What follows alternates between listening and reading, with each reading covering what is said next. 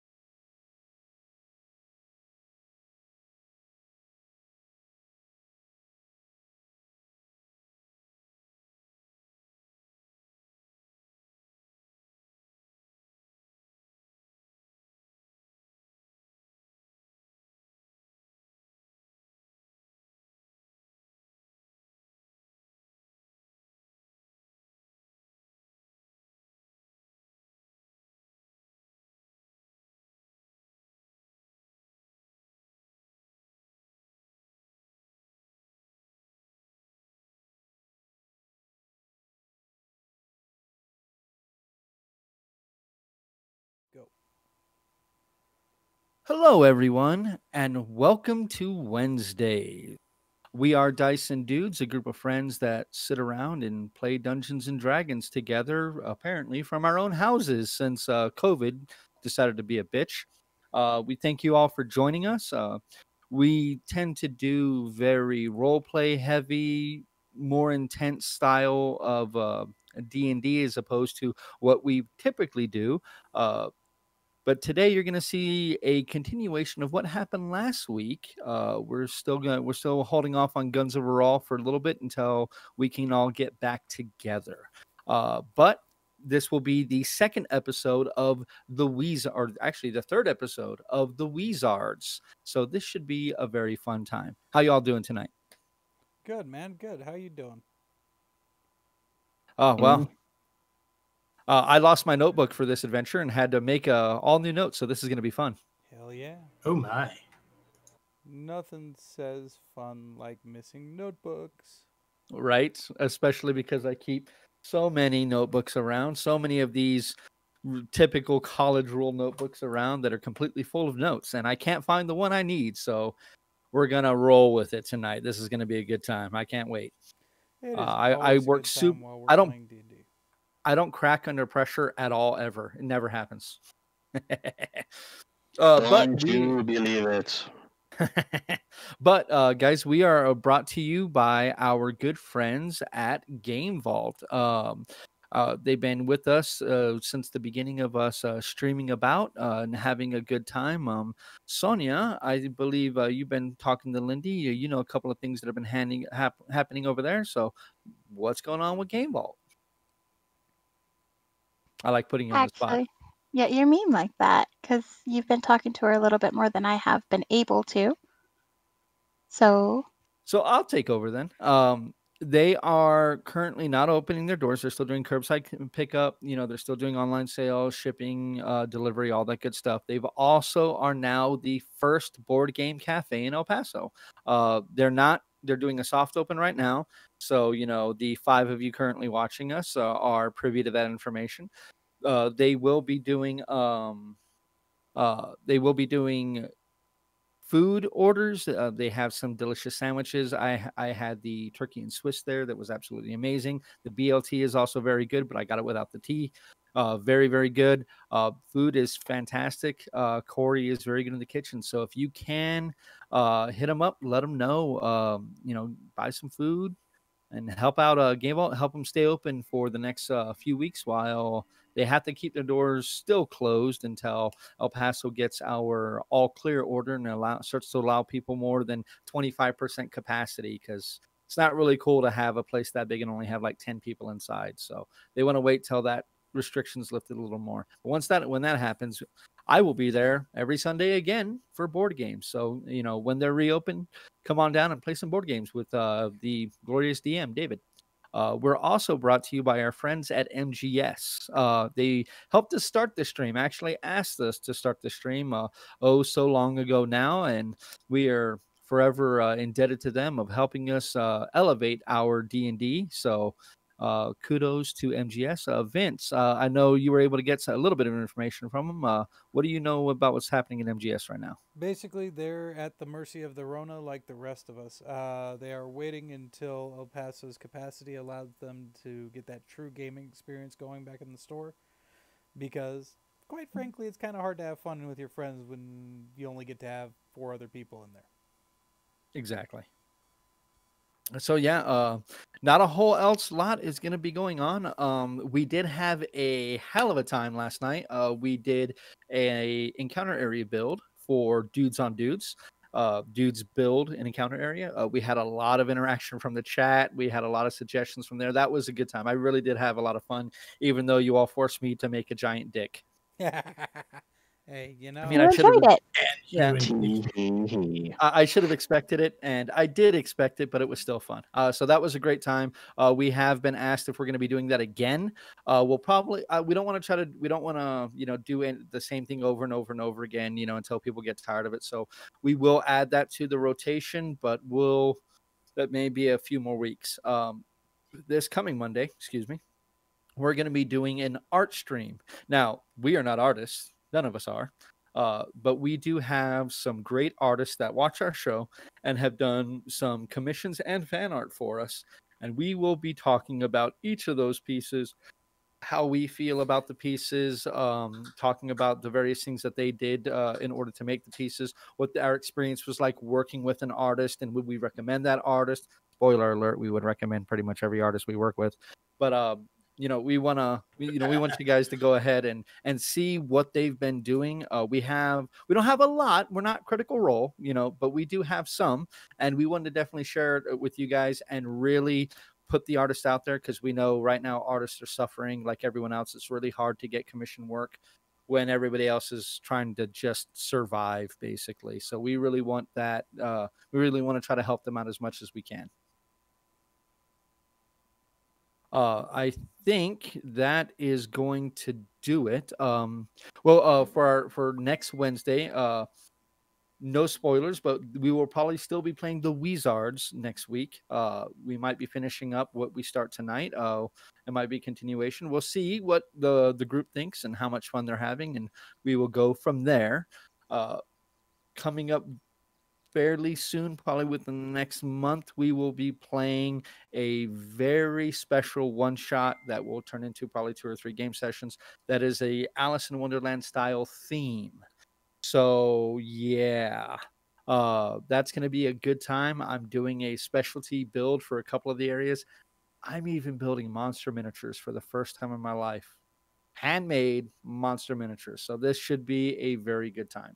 Gonna have a blast with it. We hope you guys will join us for that.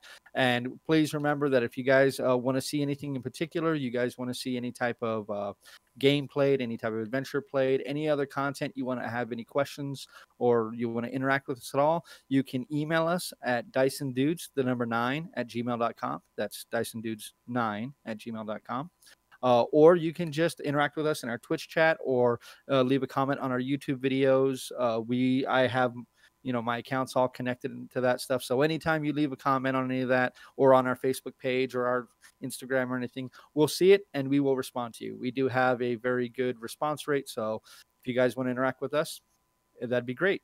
I promise I'm not stalling because I lost my notes. I really am not. But we haven't, there's been some stuff going on. So we wanted to make sure we took care of that. We are going to be short Joe tonight. So we don't have Slicked.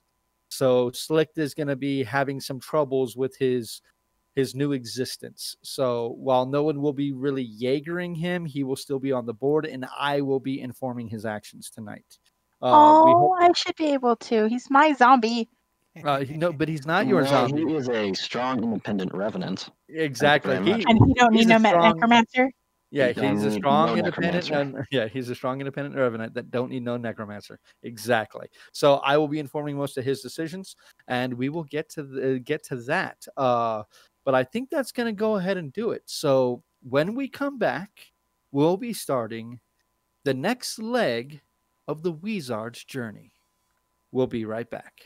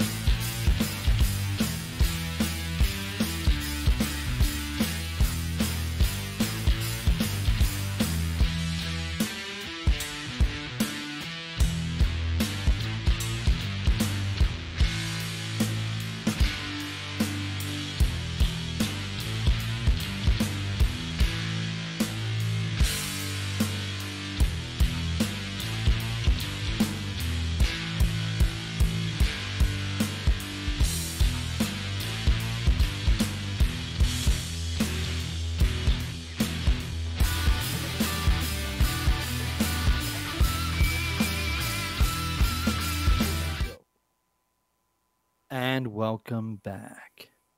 Last time, the group of wizards had received a missive that they needed to deliver to the wizard Eavon Windlesong, far to the north in the region of Melionis. A recluse by nature, teleportation and faster travel was not possible, and he is very well known to hate those who do not have a arcane bent, and he is very much a fan of the old ways. So collecting up the few practitioners of the Eldritch arcane magic, not the new Achium-based magic, they have gathered you all, the 5 of you, and sent you to the north. Schlicht, having heard of a mine that lie just to the north, beyond a forest, would be a hell of a shortcut to get you all to there, as having to travel far around the Giant Spine Mountains would add weeks to your journey. Trusting the little goblin, you all made your way and did indeed find this mine, but it turned out to be more dangerous than expected. Inside, you found invisible stalkers, gibbering mouthers, and ghosts. And most of you survived, though Schlicht was killed, sadly, by an earth elemental that nearly splattered him into dirt. But you all defeated the monsters, including the laughter and darkness. And your necromancer within the group, Venora, cast an animate dead spell in order to lash the dead goblin's now undead form to her will, but something unexpected happened. He did not rise as a zombie, but arised as something else. Making your way beyond the glass wall and into the caverns beyond, you finally made your way out of the Roaring Mines, only to find yourself on the other side of the Giant Spine Mountains, within the foothills and overlooking the Shatterfield. And that's where we're going to begin. Oh, I'm sorry. As part of that, upon leaving and looking out, you saw the strange apparition of the ghost you met within the mines that was digging up his lover's grave point to the east, the northeast, excuse me, and say to you, please bury Elsa with her mother. You would agree to this and begun looking to the northeast. And that is where we're going to go ahead and start our adventure tonight. So, none of you have left the small kingdom of, or the small region of Dwemin. Most of you have spent your lives researching the arcane talents that you currently have, as they are very quickly vanishing into history. Not many people practice the old ways of magic, and this has sequestered you to this small region of the world. So what you look upon is something you have read about in books and heard in stories, but have never seen before. Before you lies rolling grassland hills. Peppered across these hills are strange black shapes that do not seem to be natural. They appear to be random in nature, but from this distance, it's hard to tell exactly just what they are. But each of you can attempt a history check to see if you know what they are. Oh, I believe I will. it's always good to attempt checks. Right. So let's first of all figure out what that is. I got a 7. Yay! That is a 22. That's only two Oh, less than Weezard. mine. So 22 for Mizar. That's correct. So it looks like Randolph and Venora have not researched this area. What about you, Ash? 1 second. Discord was loading slow on the phone. I got a mighty 9. Alrighty, so I don't know shit. Mizar, you are the only one that's really gone outside of the typical arcane researches and have researched areas. And one of the areas that you have researched that you have found quite a few different conflicting accounts is this region of Shatterfield. Once thought to be an ancient battleground, this is unclear whether if this is true or not. Some believe that some ancient battle happened, and these strange, almost perfect onyx cubes that litter the landscape were left behind. Others believe that when the previous sky fell with the uh, Brighton scar, the ring around the planet that sits just off of the center of the night sky from where you are currently are, just off about 10 degrees, easily seen within the night sky. And even on a very clear day, you can still see that ring that encircles the planet. That is believed to be the remnants of the dead moon. Some believe that these onyx cubes that have landed upon the surface that do not appear to have occurred naturally are pieces of this destroyed moon that now litter this area. Many researchers have attempted to research these things. Entire lives have been spent in the research of these cubes, but nothing concrete has really been ascertained. Besides, if you try to harvest them, strange things happen, including that they seem to break almost perfectly into smaller cubes.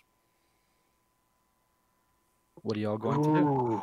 I bust out with my diamond pickaxe and I go and try to harvest one. From where you all stand, it's about a half mile before you can see the closest one. And that is the foothills of this place are pretty steep. They're not really filled with scree. This is on where you all are now are about the only place where you can find smaller trees. Once you get beyond the foothills and out into the Shatterfield, there are no trees. There's no bushes. There's no kind of brush. It is simply grass, rocks, and these onyx cubes. I've always wanted to see these things. Pieces of the shattered moon. Well, then let's go take a look. I'm speeding off after them. Okay.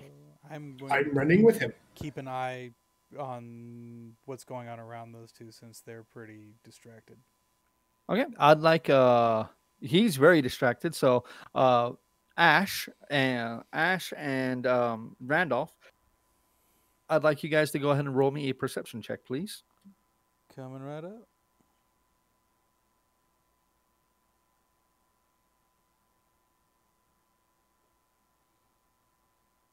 That's going to be a 17 for Ash. And a mighty 11 for me.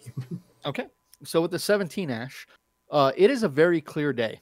It was raining and stormy when you guys entered the mines, but about the better part of 2 days that you spent in the mine, and coming through it, it appears as if that storm has broken. The skies are clear, nary a wisp of cloud in the sky, and with this visibility, you can see to the northeast of you, probably the better part of a day's travel. You can barely make out the hint of the top of a fairly tall building. How fairly tall? Like 4 stories higher? From this distance, it's impossible to tell. There's something that way. Maybe we should go there. Yes, Looks yes. like a After we building. look at these cubes, the building's not going anywhere. Actually, Mizar, with a 22, you will also know that there are a couple of settlements within the Shatterfield. One of them, the one that would probably be closest to you, is called Scarrhome. That would probably be Scarrhome. At least that should be the closest one to us. There's a few settlements around. What do I know about Scarrhome?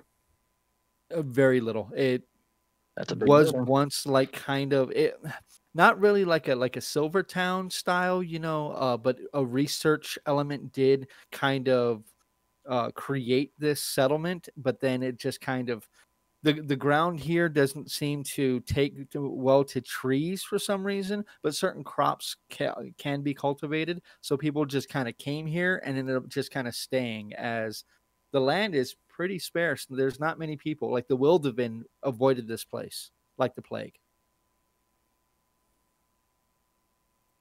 That's a little on the nose, It's topical.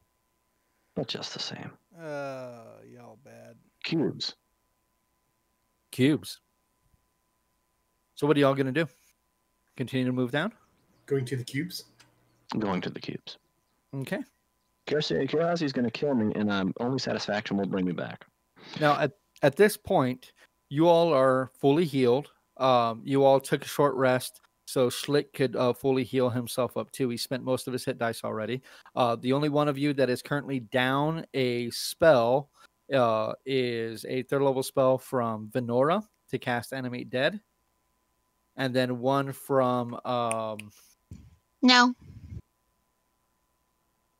I have an No, yeah. item. Oh, that's right. That's right. You did use your item today. That's correct. That's correct. Mm-hmm. Okay. So you guys are set. You guys are at full hit points. But it's probably about 1:00 in the afternoon at this point. And the travel to this small village is probably about a full day's walk away from where you all are currently. Heading down the foothills is fairly easygoing. It's steep, but there's lots of roots and rocks to easily guide your way.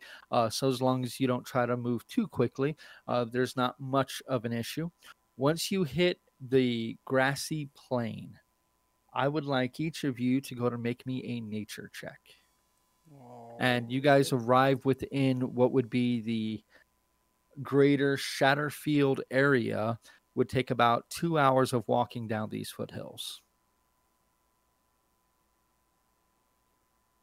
12 for Venora. I got an 8. 14 for Randolph.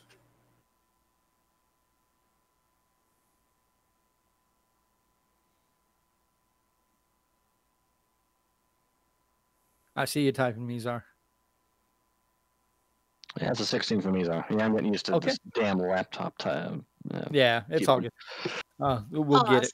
So Mizar and Venora. Venora, you got a 14, correct? Mm-hmm. Okay. Yes. So the both of you. Randolph got a 14. Also. Oh, Randolph got a 14. Venora, what'd you get? I got a 12. Okay. So Randolph and Mizar. Mizar, excuse me. You guys will see the grass in this place is odd. This almost appears like it's manicured. The grass appears to be almost an even 1.5 inches in length throughout this place. You don't really see too much in the way of weeds or dandelions and things like that. There are some. There's bits of snagroot, but not within large enough clusters to really make it dangerous. But there's not nearly as much vegetation in an area that you would expect it to be. Now, with a 16, Mizar, it looks like there is some grazing done here, but it doesn't look recent.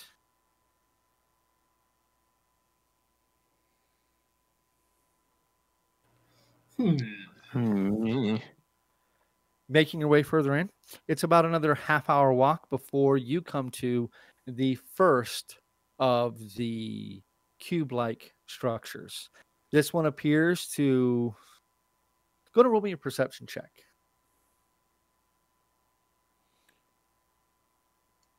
Can I have Clarice go and touch a cube? Yes. It's a 13. A 13? As you guys get closer and as you guys get deeper into the Shatterfield, you will see that the onyx cubes grow more and more consistently close together. There's probably about 100 to 120 feet 120 yards between this one and the next one. But as you get deeper into the Shatterfield, they do draw close. They're clustered in much larger collections. Excuse me. You can have your zombie walk up and touch the onyx cube, it does so as Mizar is looking over this cube. It definitely does not appear as if it grew out of the ground. About 70% of this onyx cube is sticking out of the earth. And while it probably fell an indeterminate amount of time ago, there's no vegetation that grows upon it. There's everywhere that it's touched around it is simply dirt. The grass does not grow right up to the onyx structures, and it appears to have fallen with one of its flatter edges and just kind of sat into the ground. So about 70% of this 10-foot by 10-foot cube is still sticking out of the ground. So about 7 feet tall and about 7 feet wide. Is this thing known to be? Is it actually known how dense this material is? Is it actual onyx? While it looks like onyx, it has defied description for the most part. It's very resistant to heat and cold. No one has been able to smelt it to try to turn it into another property yet, or no one has found a means to do this. It is very difficult to mine the material from it. It does take a decent amount of time in order to attempt to do this. You can actually see with your 13, someone has indeed broken off about 2.5 feet of this material near the base of it on the north side. And it is it's odd because it is in perfect cubes. It looks like perfect cubes have been removed out of it. Does anyone have a diamond pickaxe? I will make that joke again. I wish. I'm sorry. Maybe ask Steve. I'm sure that's a Minecraft joke, but it goes right over my head because I've never played it. I'm a fake gamer girl. Man, I have never played Minecraft either. Something about the Lego graphics just got me. Well, when you said field of black cubes, I was like, hey, look, field of obsidian. Now we can go to the nether. Yeah, it looks very much like onyx. Right? It is very shiny. It seems to reflect quite a bit of light. As you're walking through, every once in a while, you do have to shield your eyes as one of these, as you're moving through and the light catches one of these cubes that just shines right into your right into your pupil. So you do have to kind of shield your eyes a bit. As you draw closer, and you get closer to these, they don't appear to be exactly unnatural. You're not getting an odd feeling or anything like that from them. There's nothing ominous happening. There's no 2001: A Space Odyssey music as the zombie touches it. Nothing like that. The zombie touches it and holds its hand there without any problem. I was hoping for more of a reaction. Well, if you scoot back, I'll try and shoot it. Why? Let me use my glass steel axe. Maybe I can cut off a nice piece of it. Okay, have at it. And I shall have at it. Okay, go ahead and roll me an athletics check, please. I don't know what this thing's designed for, but I'll have Clarice move. I don't want him to hurt Clarice. This particular battle axe that you're using, Clarity, it has the rounded head on the front and it has the pike on the back of it. So you can flip it around and use the pike, that section to try to break it.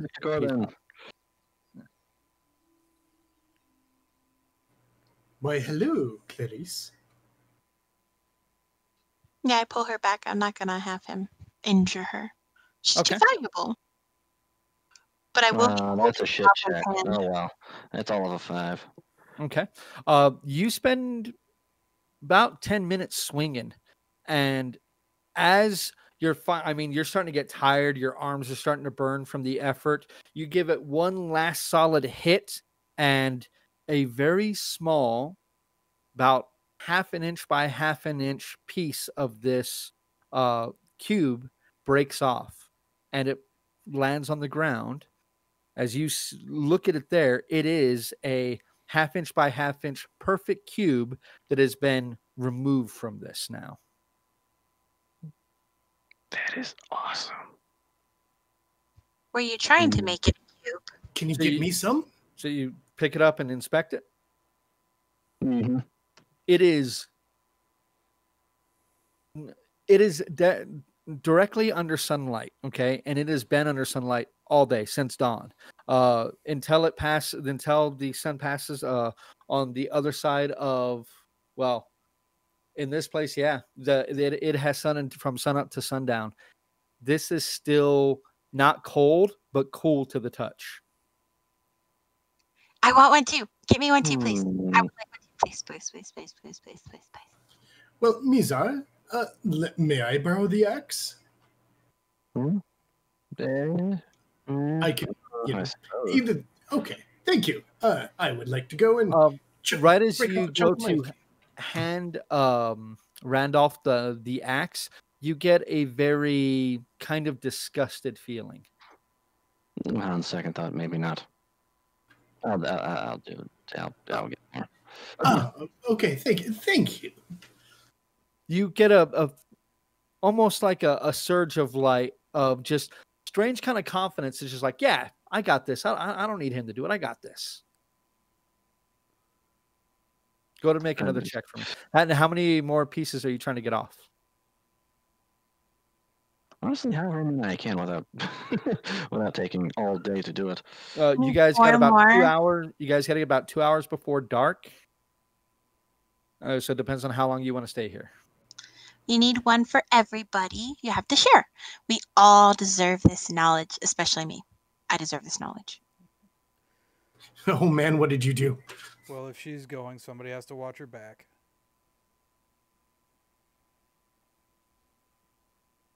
Do check. I don't know what this thing's on about. Oh, yeah, that is check, isn't it?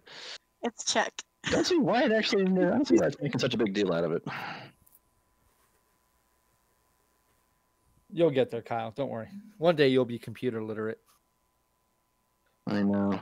It's awesome. It's never been a problem at my job as a fucking programmer. Right? Hey, nice. So what'd you get? A 20? A soft 20. Okay, so you can spend about half an hour because you got to take breaks during this. You'll see as you're breaking this thing apart. I mean, you're really going after it, really going after it, really going after it. You managed to get a few more of these smaller, like half-inch by half-inch pieces that seem to fall off. It seems like that is the smallest area. As It's you're okay, hitting David. this, You can say centimeter. well, sure. As you're hitting this thing, you can see as cracks begin to form, they form in straight lines. No other crack. I mean, it is like you're slowly chipping away at this, and you are creating like slowly breaking off these cube-like sections, and nothing else cracks and breaks. There's no fissures that form. You only tear it apart in these smaller cube shapes. And after about half an hour, you have probably about 10 to 12 smaller pieces and one larger piece that's about 3 inches by 3 inches.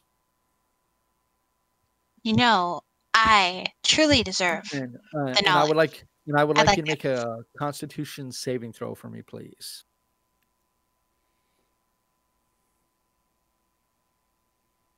It'll just be save con. Sullivan 11. Oh, that's good enough. You don't suffer a point of exhaustion. You're able to, you're pretty tough. You're pretty strong. This was a lot of work. You don't think you can do any more at this point, but you're not exhausted.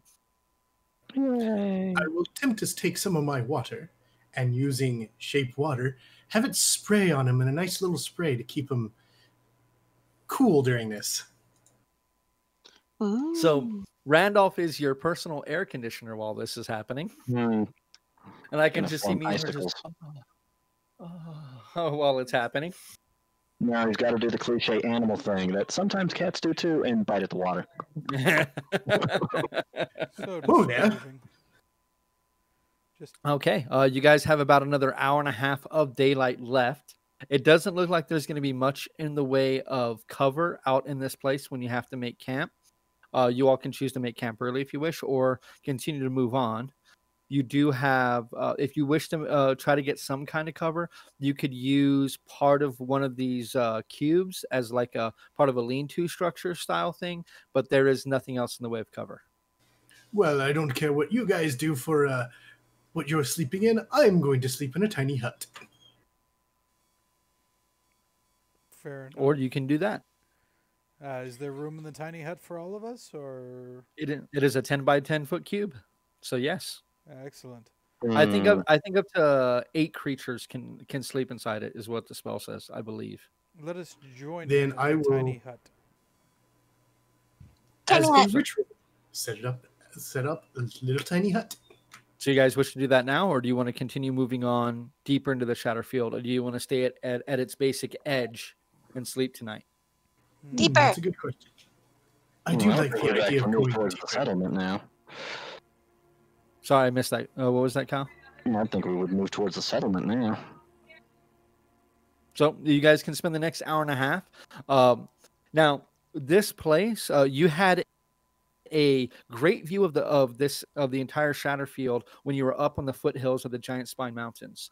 But now that you're within the shatter field, it is rolling hills. Every once in a while, you will find a fairly large hillock that you're able to climb to kind of get your bearings. But those are fewer and farther between. It is fairly difficult to navigate, but not intensely hard. Who would like to make a survival check to make sure you're going in the right way? Who has survival? I don't Let's know. all check real quick, shall we? Yeah. Or who has a high wisdom? I'm just going to give you the hardest no. I have a 2 on that one. You want me to do it? You have a 2? A 2 on survival. Well, while all of you were sitting Give it there a shot. babbling, That's- Randolph says it's that way with a 15. And so you guys follow Randolph? He I'm is gonna walking wait for confidently. Venora to double check that one.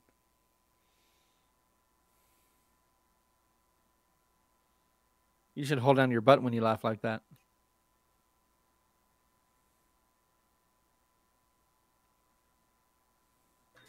You spin me Yeah, round. sure. Let's say it's that way. Okay. Did she roll like the? Are you pool? so sure? Which way do you think I it is, rolled Venora? a 6. So yeah, she You, rolled like. you didn't sound so convinced, Venora. Which way do you think we should go? You know, I think you're right, and it's that same direction. Over that way. Then let's go Amazing. that way. Alrighty. So, give me one sec. I like what Sally said. Like, I got this. And you roll a 1, you point at the sky. Oh, that's horrible. Just. Perry did horrible. that before, remember?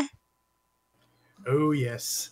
Man, I so miss Okay. playing Perry. We'll have to bring him back one time. So, as you all slowly move deeper into the shatter field, night comes quickly within this place. Soon, the horizon is painted with oranges and crimsons until purples and then blues. Night is upon you. Before you can see, night is very quickly getting upon you.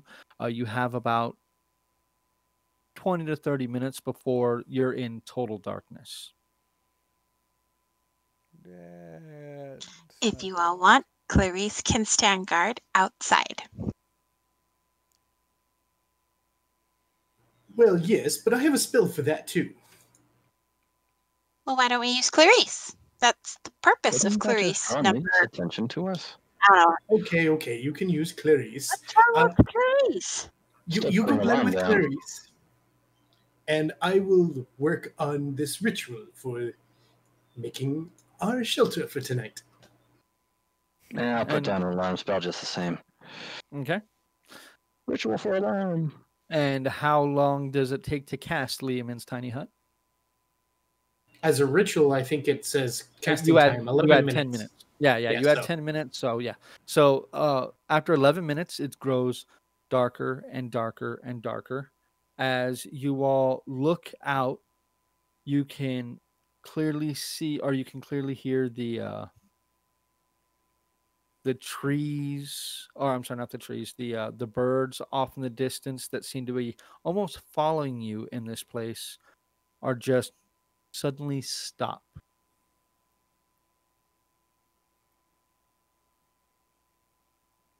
Something Okay, Clarice. made the birds be quiet. That's not good. Well, Mm-mm. it could be the fact that we are now inside of a hut. Maybe. Clarice, stand guard and come get us the instant you see something or hear something or sense something, or yeah, just come get us when there's trouble.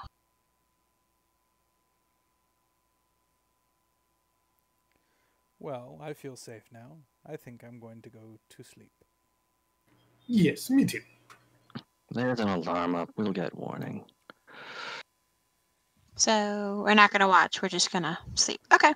Yes. Well, we have the magical tiny hut and the zombie and the alarm. True. Zombie's more of a we're here at this point. So can I have Whatever. the larger cube? Perhaps Sorry. Venora and I could take some of the watch since we only need 4 hours of trance instead of actual sleep. Okay, well, if the two of you want to switch off on that, that will be fine. I'm going to sleep. Sorry, give me 1 minute. I am having some troubles with Sirenscape. Interesting. So Mizar, can I have Oh, the you larger will. block? You can have some of these smaller ones. Mhm. But I deserve lots of knowledge, and I would like the larger one. So you can have many smaller ones. Ash, Yes. don't I deserve the larger one, since I deserve knowledge? Did you break it off? No. Then no. You're horrible. Fine, I'll take several smaller ones. I will be just happy with one of your choosing, thank you. You get a handful. Why, thank you. More room for experimentation. Sorry, Well, I don't know why think that would feel very well. Don't know why I can't get rid of the birds. For some reason, the birds are just going to keep singing. So just pretend they're not there.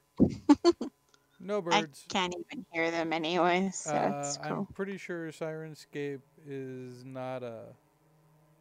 Ah, there we go. It just kicked in, buddy. Okay. Well, for some reason, even turning off the birds, they're still on. So it's still an alpha. There may be some problems. At least we got some music. I am not hearing any birds, so that means people listening are not hearing any birds. Oh, that's good. That's good. Oh, I think the birds finally went away from me too. Okay, cool. Sorry about that, guys. All right, so back to it. If anybody is going to stay up tonight, I would like you to go ahead and make for me a perception check, please. Alrighty. So who all is going to take a watch? I will take a watch after my 4-hour nap. Okay, so you're going to take probably like third watch. Okay. I got... So anybody going to take first or second watch, or you guys just going to sleep? I will take like first watch and then I'll nap. Okay. Anybody else? I rolled a 12. Well, anybody else? Just... So it's just the two of them? Randolph is going to sleep through the night. Okay. I think it's just us. Just... Okay. You could always take the second one, but... So, Venora, as you're watching, it gets dark here very, very quickly. And you would expect the night sky to be fairly bright, especially with there being almost a nary wisp of a cloud, marring the night sky. It almost appears as if the stars and the scar that runs across the skyline are muted in color. They are not as bright as you would expect them to be. That's not good. Weird. It's those stupid rocks you picked up. They're awful. I didn't pick them up. It was Mizar. There is nothing nothing really of that happens on your watch besides that strange realization that it's darker here than it should be almost. What about the rocks themselves? Are they acting differently, looking differently, smelling different? Roll me an investigation check.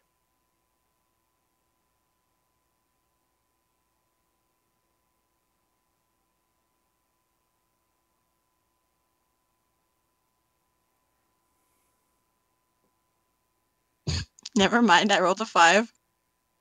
You're kind of off put by the dark of the night. They're still cold to the touch. No matter how long you hold them in your hand, they appear to never absorb any of the heat from your hands themselves, and they just stay not cold but cool. They don't appear to have any. I mean, they're fairly heavy. I mean, for their size, they are fairly dense. Like the bigger cube that you guys got, that's about 3 by 3 by 3 by 3 by 3 because it is a cube, or 3 by 3 by 3 because it's a cube. That one probably weighs a good 5 or 6 pounds. It's a little bit of weight to it. Interesting. Yeah. It's a bit probably about twice the weight of gold. That's very heavy. Sure, right? As you all, or as your watch ends and you slowly curl up to sleep, Ash, you come to from your trance and you are able to look around and give yourself a bit of a watch for the rest of the night. What did you roll for your perception check? 13. 13. Yeah, plus 10, and I got a 3. I miss my dice. Very nice. I miss my Very dice. nice. Okay, so as you're kind of watching everything, just taking it in, waiting for the sun to come up, you get a chill in the air. As you guys have moved deeper into the shadow field, the onyx cubes, for lack of a better word, we'll use onyx. These onyx cubes have grown closer and closer together. They're still probably about 50 to 60 feet apart at this point, but they still are growing in consistently. You're running into more and more of them. With that chill in the air, after a few, probably about half an hour, you can just see at the edge of your vision, there appears to be a mist rolling in. Seems to be rolling in from the giant Spine Mountains and coming into the north. About half an hour later, you hear a strange rhythmic clicking sound.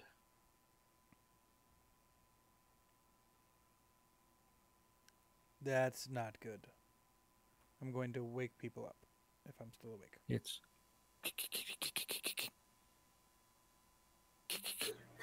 Why'd you wake me? Because there's a noise. An awful noise. We're in the wilderness. Of course there's a noise. This is not a normal wilderness noise. It's a clicking noise.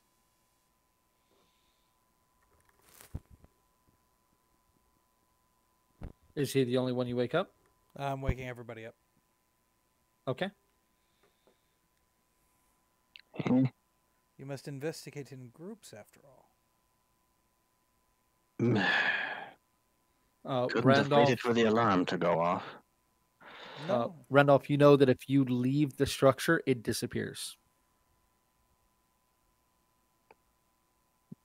Yes, I hope that, well, I could stay here for this, because we don't want to lose this little hut. And you all can go and take a look to see what's out there.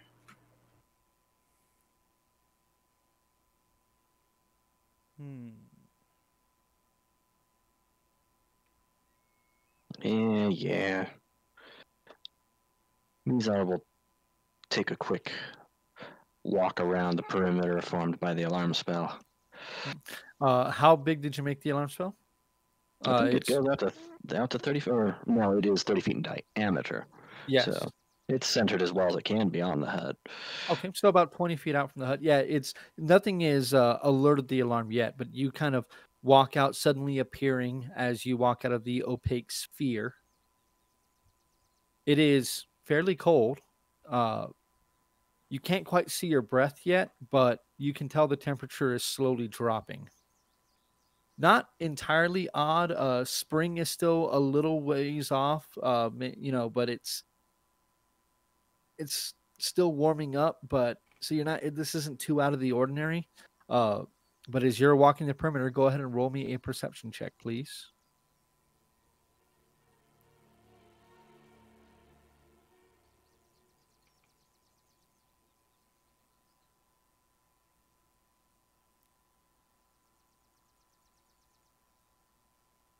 Well, that is a soft 20. Okay. So moving around and looking around, you don't see anything. But after a couple of probably about halfway on your journey around this the diameter of this, which does bring you around one of the onyx cubes that you have placed your tiny hut next to. You do encircle that as well. And as you are making your way back towards the other side of the cube, you do hear that same kind of rhythmic clicking. With your 20, the best way to describe it would be something very, very hard is being drummed against something equally or more or harder.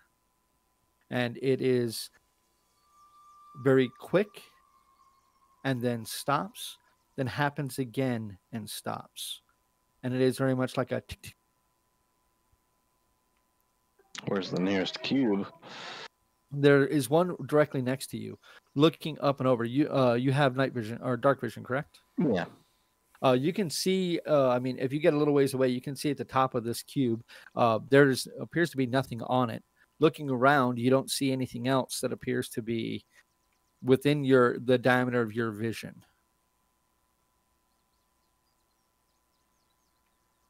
Is that where the sound's coming from by chance? With the 20, you know it's coming from your west, and it is a good ways away. And what's to the west? It is the direction you all came from. I mean, is You there all anything came from. specifically that I can see in that direction? Other than open fields and possibly more cubes. Rolling hills. There's not another cube that you can see at the edge of your vision, but you can see at the edge of your vision. You can see that bits of mist are beginning to come in and cover the ground. About 2 to 3 inches of the ground are getting covered by this mist. And I'm going back into the hut. Okay. You watch for the rest of the night, Ash? Nothing out there. Yeah, I'll watch Just the the rest of sound the night. far off. Okay. And back the way we came. So at this point,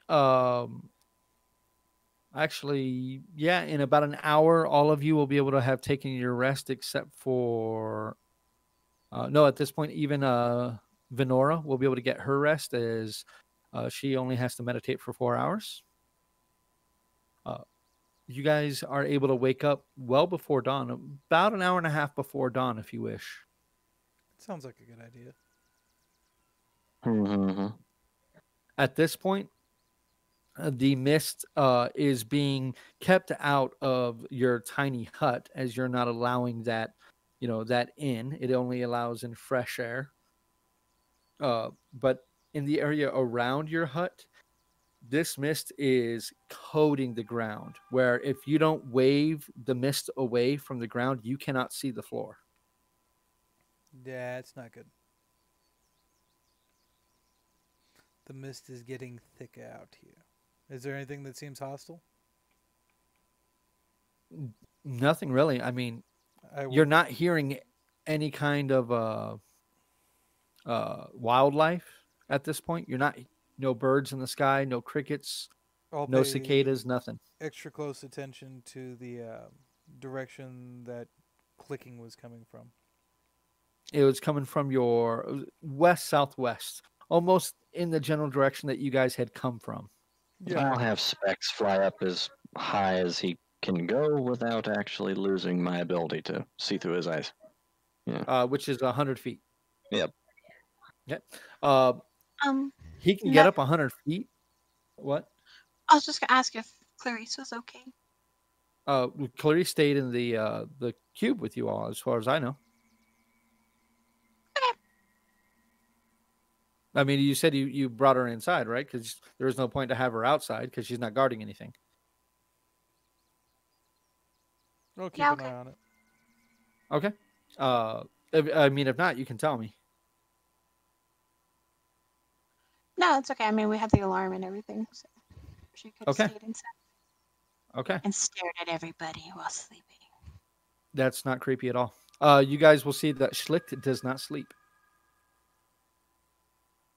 I think at all. that one goes without saying. Not a wink. He is just he has points of intense concentration. Other times that he just seems to kind of be unaware of his surroundings, and other times that he is his typical chatterbox self. I will As the avoid dome Schlicht. collapses around you, are you guys going to try to continue your journey before dawn, or are you simply going to wait for dawn to start moving again? When everybody is rested, we move out. I am rested. Well, then let's go. Okay. So as you exit the tiny hut, it disappears for you, Randolph. It is fairly nippy. It's not super cold. You can't see your breath, but it is cold enough now that you're kind of, pulling your jacket around you a little tighter, kind of popping up your collar a bit, to try to really stave off some of the cold. But as you all continue to make your way now, once again, to the northeast, who is That is acceptable. leading the way? That is a silly question. Should I lead the way again? Who is blazing the trail? Don't all speak up at once. One second, Bruce. Right? Hold on. I I'll go am. first. That's going to be a soft 20. With a survival check? Yeah. Okay. 20. So Venora confidently begins walking towards the northeast. Dude. I'll follow, keeping an eye on the trail to either side of her. As best you can tell, it seems like she's still headed almost straight to the northeast. It is getting very difficult to see as the mist isn't just covering the ground. It is now like at the All right, edges I'm of your back. visions. So what were you The mist is very soft for your, for obscuring vision until you get closer to the ground, but it is limiting your visual field to about 75, 80 feet at this point. So you are not Which one did you unable go to with? see beyond that currently. As you all begin to for me. walk I sent you a into the couple to night, look at. I don't know if you saw them. about an hour passes, and Oh, okay. to the east, you see the horizon begins to glow Yeah. with a soft hue, just breaking through that morning mist. After a bit Yeah, more I found travel, a cheaper one the that's sun really high rises, rated. That's why I asked. though not. It brightens It was the on, area like, and 5 drives away different top some 5 of the mist, iPods. increasing your visual range to about 100 feet. Still does not drive the mist completely away. It has a 360 swivel. Soldiering on. Right as the sun, right as that happens, I would like Mizar to go ahead and roll me a perception check, please. Yeah. The last one I sent you. Oh, yeah, that's cool. Hey, I gotta text you in a minute, okay? I'll be right back. You rolling a perception check, Mizar? I'm sorry, it's very distracting over here at the moment. Is your cat distracting you again? I wish it was just the cat. Oh.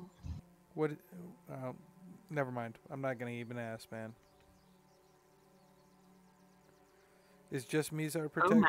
perceptioning, or can I get a perception? Yes, just Mizar. Oh, sadness. Oh. But I was looking, staring. That's a 13. 13. As you're moving, Mizar, you guys are kind of keeping a pretty good pace. Benora is blazing the trail, and she's just moving along, clipping along, at a good pace. Mizar, you begin to feel almost like a soft vibration. I don't think you can hear me, so give him a sec. A soft vibration of the Mizar. Mizar, you feel a soft vibration at your hip. Wonderful. That's not good. And what is vibrating? As you begin to pat down to see, like, oh, what the hell is that? You place your hand upon clarity, and it is vibrating in a odd pattern. Similar to the one from last night? No, it is like a zzz, zzz, zzz, zzz, and it slowly grows less and less and then slowly fades away. I'll take a moment to stop and backtrack just a wee bit to see if I can get that back. Go ahead and roll me another perception check, please. You stop the rest of the group and let them know what's happening. Wait, who's stopping? Well, that's all of a 4. And, well, I'm going to be walking towards the front of the group, so someone's going to see me. Yeah, if I see Mizar moving weird, I'll stop and keep an eye on the end Oh, of and pressure. get on the this. axe Yeah, out of he's- the dowsing, and yeah, uses the dowsing rod. Yeah, he stops, pulls the axe out, and begins pointing it in random directions and walking random directions kind of oddly. You are unable to pick up that sensation again. Does anyone stop Venora? Otherwise, I'm just gonna keep walking. I'll stop her. Oh yeah, I mean, as you get like a little bit further away, you hear no footsteps behind you. So as you turn around and look, you see Mizar holding the axe out in front of him and just kind of you like trying to use it to guide him in random directions. After a couple of minutes, you are unable to recreate this feeling. Are you using your axe as a dowsing rod? It was vibrating. Why not? Well, that Oh, has it to be stopped. fun at night. Does it vibrate often? And ew! No, it doesn't Venora, vibrate. That's the first time. we do Gosh, not judge. It's gone. We do not judge Venora. He likes to play with vibrating rods. You like to play with corpses. I look at you both equally strangely. It's a vibrating axe. And this is the first time. Yeah. As I said, I do not judge either of you. No judgment whatsoever. Not even a little. I'll be holding the axe just the same. Yeah, so kind of cradling the axe closer to you, you guys can continue on your journey. Right as your stomachs begin to let you know that it is getting very close to lunch, you see, appearing almost out of nowhere, above one of these onyx cubes, is an old shingled church steeple. That's not convenient at all. No. But, This is what we were saying before. It is probably about 25 to 30 feet at its highest point from what you can see right now. That's kind of judging from where you can now. You guys are probably still about 5 to 10 minutes walking away from this structure. Is that the same building that we saw before, though? It's the only building that you've seen since traveling this way. Interesting. let us go find a priest. No, I'm sorry. By the time you see this does literally just almost appear out of nowhere as you're walking through the mist and suddenly there it is. About 100 feet in front of you. Well, that's not creepy at all. Fine. You know, First sign of, well, second sign of civilization, technically, unless this is the same sign of civilization. Well, Randolph and Mizar lead us into the creepy steepled church in the mist. That's Mm-hmm. maybe I If should I see shout the your word Ravenloft written anywhere, I'm turning around,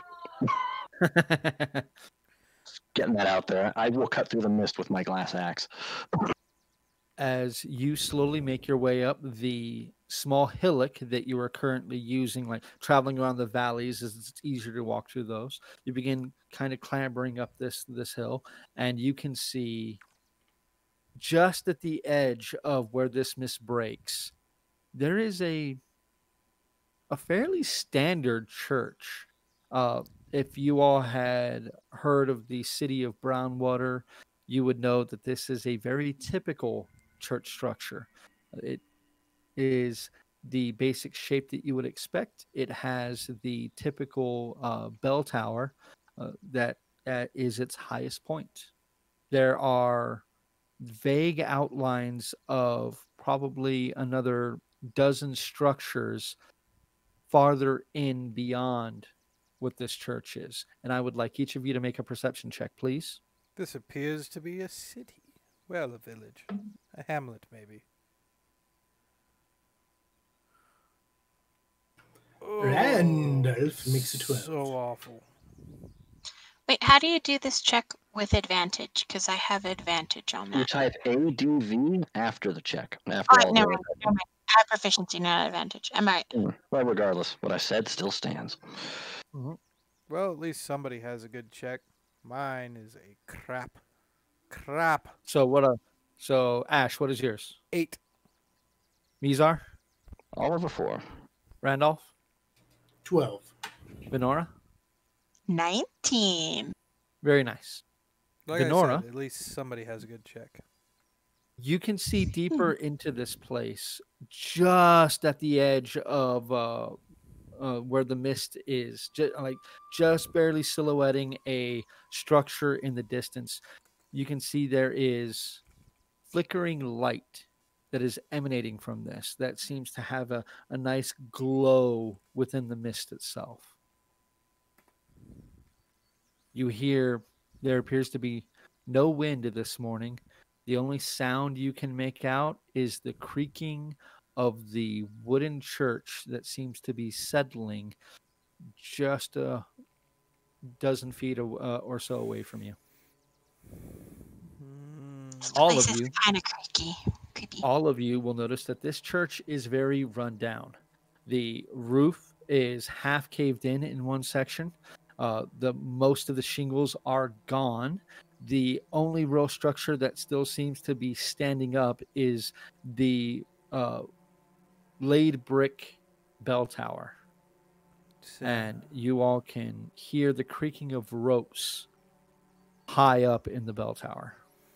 Like, no other sounds at all. Nothing at all. Well, Now send Specs to have a quick look-see in the tower and, well, just to fly around the church. I suggest we be cautious, but perhaps this is where that graveyard for the bag of bones we're hauling around goes. So you see Mizar's eyes go white, and his owl takes flight from his shoulder and begins to fly around this abandoned structure. It's so creepy. Go ahead and hated roll me a dreams like that. perception check for your owl, please. So you said graveyard.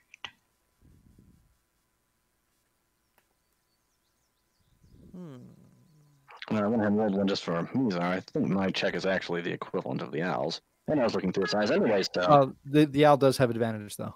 Oh, it does? Yes, they have keen sight. Yeah. All right, let me go and just roll that again, then.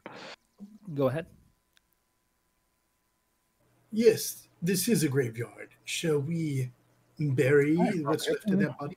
21. 21. Well, you all haven't seen a graveyard yet, though your owl does. It does see that there is a fairly small graveyard, considering that abuts the church. It is surrounded by a wrought iron fence in a very typical fashion. There are wooden crosses and wooden gravestones or wooden grave markers within this place. There appears to be no stone markers of any kind. As it circles back around to take to light back onto your shoulder, it does glance towards the bell tower and catches a very odd sight. What's that? Tell us. The bell appears to be pure black with a shine to it, and there appears to be, kind of hard to tell, but there is something that has been carved into it, though the owl cannot see from where it currently, from it being far away. The bell is the same black as these cubes. There does appear to be something carved into it. Oh, now curiosity's just striking me again. And Mizar is simply speaking this out loud as he is currently blind as he's looking through his owl, but you can hear him clearly saying this. What is it, boy? What is it that you see? Let's see if I can get the owl closer. Cheeky.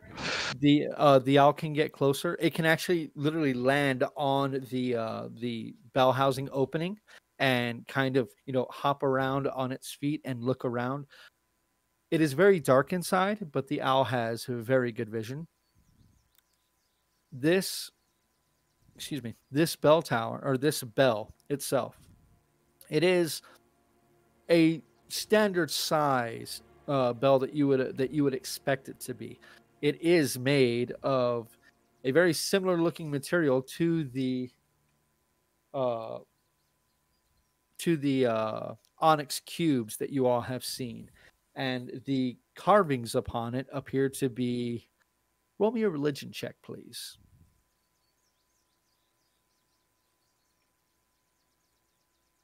I know religion. Can I roll too? No, because you can't see it. But if he describes it. That is a 21. This is... I probably will be talking to myself. That I can't hear myself, so that's just weird. It is very, very clearly effigies of Kiek. There is the hearth. There is community gatherings. There appears to be two groups of people that seem to be reaching out and taking hand in hand to each other. The spreading of community, that is one of Kiek's most important tenets. There is the fire of the hearth that you can see in several sections of that are several motifs of that within this bell. It is been lovingly crafted, as there is a lot of work that has been done on this. The clacker of the bell does appear to be made of steel, though. I wonder how well it rings. Go ahead and call Specs back to me. It lands back on your shoulder, and you can suddenly see again. While this is going on, is anybody else doing anything while he is inspecting the church? I'll move around. Well, to when look he at the says, graveyard. well, I wonder how it rings, I was like, well, we can go find out. And I leave him there and head towards the church. And you, Ash? Move around to look at the graveyard, see if I can find a headstone or something for that lady or the person we're supposed to bury the person by. Oh, you only have a first name currently. See if I can find that first name. If there's Okay. more than one, Go we'll go with from there. Ash. Okay, so one of you can, if you want to help Ash search, you can either have both of you roll perception, or one of you can roll with advantage. How perceptive Do you are wanna you roll? again? Let me look. I think perhaps you are more perceptive than I am. I have a +5. What about you? You are more perceptive than I am. Okay, so, So go ahead with and check. advantage. Yep, check perception with advantage. And then Randolph, as you kind of walk up the stairs to this church, it is set upon a wooden foundation, though the church itself appears to be made out of stone bricks. you're not entirely sure where the bricks would come from. They are a typical gray. Nothing that you would find in this area unless you actually dug down into the earth. So there may be some kind of quarry nearby that you may be able to find. The bell tower is made of completely of these bricks. The first thing that you see when you step in and you look up, you can see a rope that dangles about 5 feet down from the clacker and just kind of sways there. There is no way for you to reach it currently. You would have to find a way to get higher. Well, I look around for a stool or something to stand on. Oh, you'd have to I've get meditated. much higher. Yeah. I've planned this today. Oh well. Yeah, you'd have to get much higher in order to ring this. I got a 23. Okay. We'll come back to you guys in just a second. So looking around, Randolph, you can see there is a old looking decrepit ladder on the side of the inside of this wall that heads all the way up to this steeple. Or bell tower, excuse me. Well, splat. That bell is not going to ring itself. I shall begin to climb the ladder. Okay. So you climb the ladder. Go ahead and roll me an athletics check, please.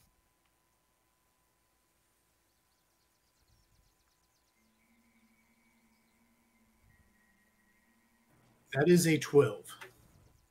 You feel some of the wood creak and groan, and as you grab one of the wooden rungs, it just comes off in your hand.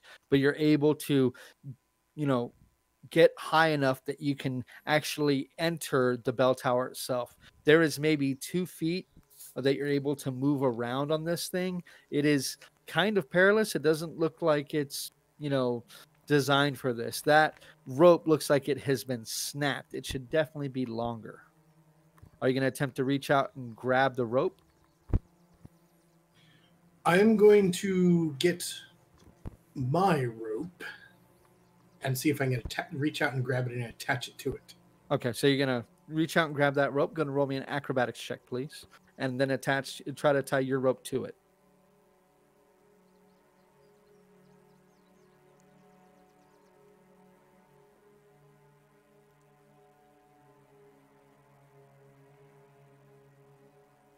I'll go ahead and have Specs keep an eye on the outside of the church. That will be a 16. 16. Okay. Easy enough. You are able to reach out, grab the rope, tie your rope to it, and then just kind of toss the rest of the rope down. As you're standing there, Mizar, you hear that thump as the rest of his rope impacts the ground next to you. While this is going on, Ash and Venora outside looking around at these gravestones. You all don't find any that say Elza, not a single one. There are maybe 3 dozen grave markers within this place, and there's a lot of room between the grave markers too, almost like there hasn't been a whole lot of death within this place, at least maybe in its heyday. But with that perception check, Venora, you hear what sounds like old, ragged coughing coming in from deeper into this small little hamlet. Ash, I hear coughing in this very creepy town.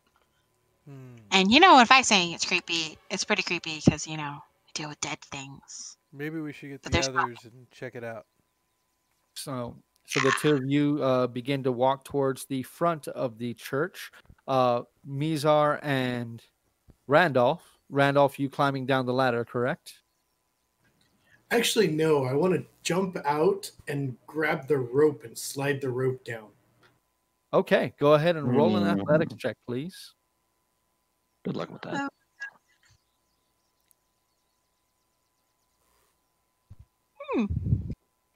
Now, this is to say you'd be smart enough to hold the rope after tying it and throw down the excess. So you're still holding the rope. So the athletics check is to see whether or not you can hold onto the rope when you jump. What'd you roll? I think that's a no. 5?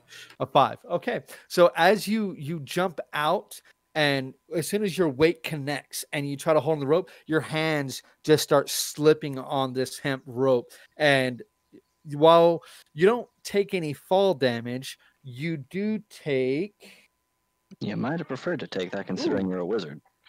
you take 5 points of burn damage as the palms of your hand are just torn apart by this hemp rope from you sliding down this hemp rope. Ow! And as you reach the bottom and let go, you all suddenly hear a boom, boom. All of you can feel this vibration in your bones. It's not loud. It just seems to travel out, and it stops all of you in your tracks. You, Mizar, once again feel that same vibration, much more intense now, upon your hip. And as you rest your hand on Clarity, it is mimicking the ringing of this bell. Well, that's not Perhaps. good. Perhaps that's what it was. And after this ringing, while not super loud, still is loud because of your proximity to it. As the third chime suddenly hits, and then the next one is much, much less intense, you hear a voice call out, "Ho! It's not time to ring the bell." Is it coming from within the church? It is not. It seems to be coming from deeper into this hamlet. I guess I'm going out the front. Well, after helping That's Randolph to his very food. Interesting, considering about how it must have been difficult to ring it in the first place. You see Randolph is wishing that he had some of the goop juice from Resident Evil 7 that he could just like spray all over his hands. Or a little aloe Yes, vera. please. But you all will see there is a formless shape coming out of the mist and heading towards you. And as it draws closer in its very strange, moving, and jerky manner, just very off-putting as it begins to draw closer. But as it does so, its form begins to solidify into that of a somewhat hunched old man that is favoring a fairly thick cane by his side as he is, as quickly as he can, making his way towards you. As he gets far closer, maybe 20 feet away, he suddenly stops and then leans forward and squints his eyes real tight and looks over at Venora and Ash. Says, "Oh, visitors, huh? Were you the ones ringing the bell?" No. We had to announce our presence. No. There was an idiot. That is one way to put it. Well, it's not time to be ringing the bell. Don't worry. We'll take care of that ourselves. Welcome to Scarrhome, or what's left of it. Not. Why, what's left of it? Not many people call this place home anymore. I don't want to be standing here. I'm going to head back into my home. If you wish to converse with me, then you may follow along. And he slowly begins to pivot on the spot and then make his way back, disappearing into the mist rather slowly. We'll follow him, as he offered. With the your hands still burning, you guys slowly make your way, following, keeping him in sight. He is making his way towards that one abode that had the warm glow emanating from it that you saw before, Venora.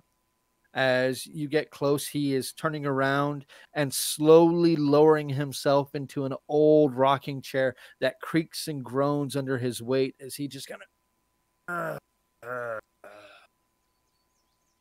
and he slowly begins to rock back and forth, the wood creaking. "Oh, so what brings you out to our humble place?" Oh, well, we're exploring. Oh, well, there's much more interesting sights to be had than my neck of the woods. And he continues to rock. We're We're also looking for the appropriate place to bury a body. Oh, well, we do have a cemetery by the old church. Were they a follower of Kiek? I'm not sure. We found the Yes. bones in a mine. In a mine? Yes. The old copper mine within the giant spine.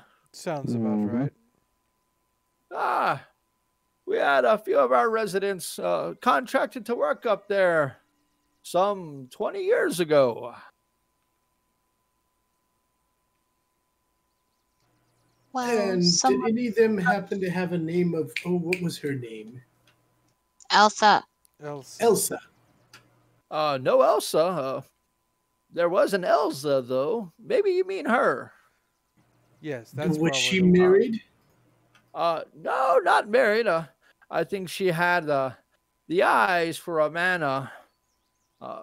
Lionel, I believe his name was.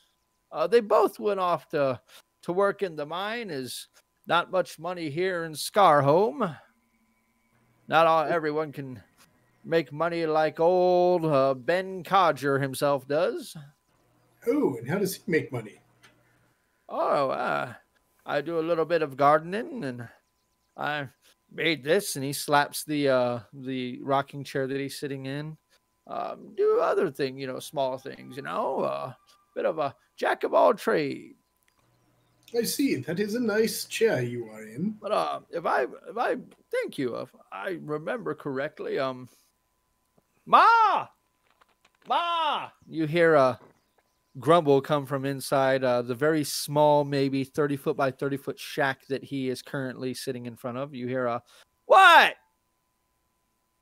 What was that girl Elsa's last name? What was her family name? Like Windspear, you daft son of a bitch. I'm busy.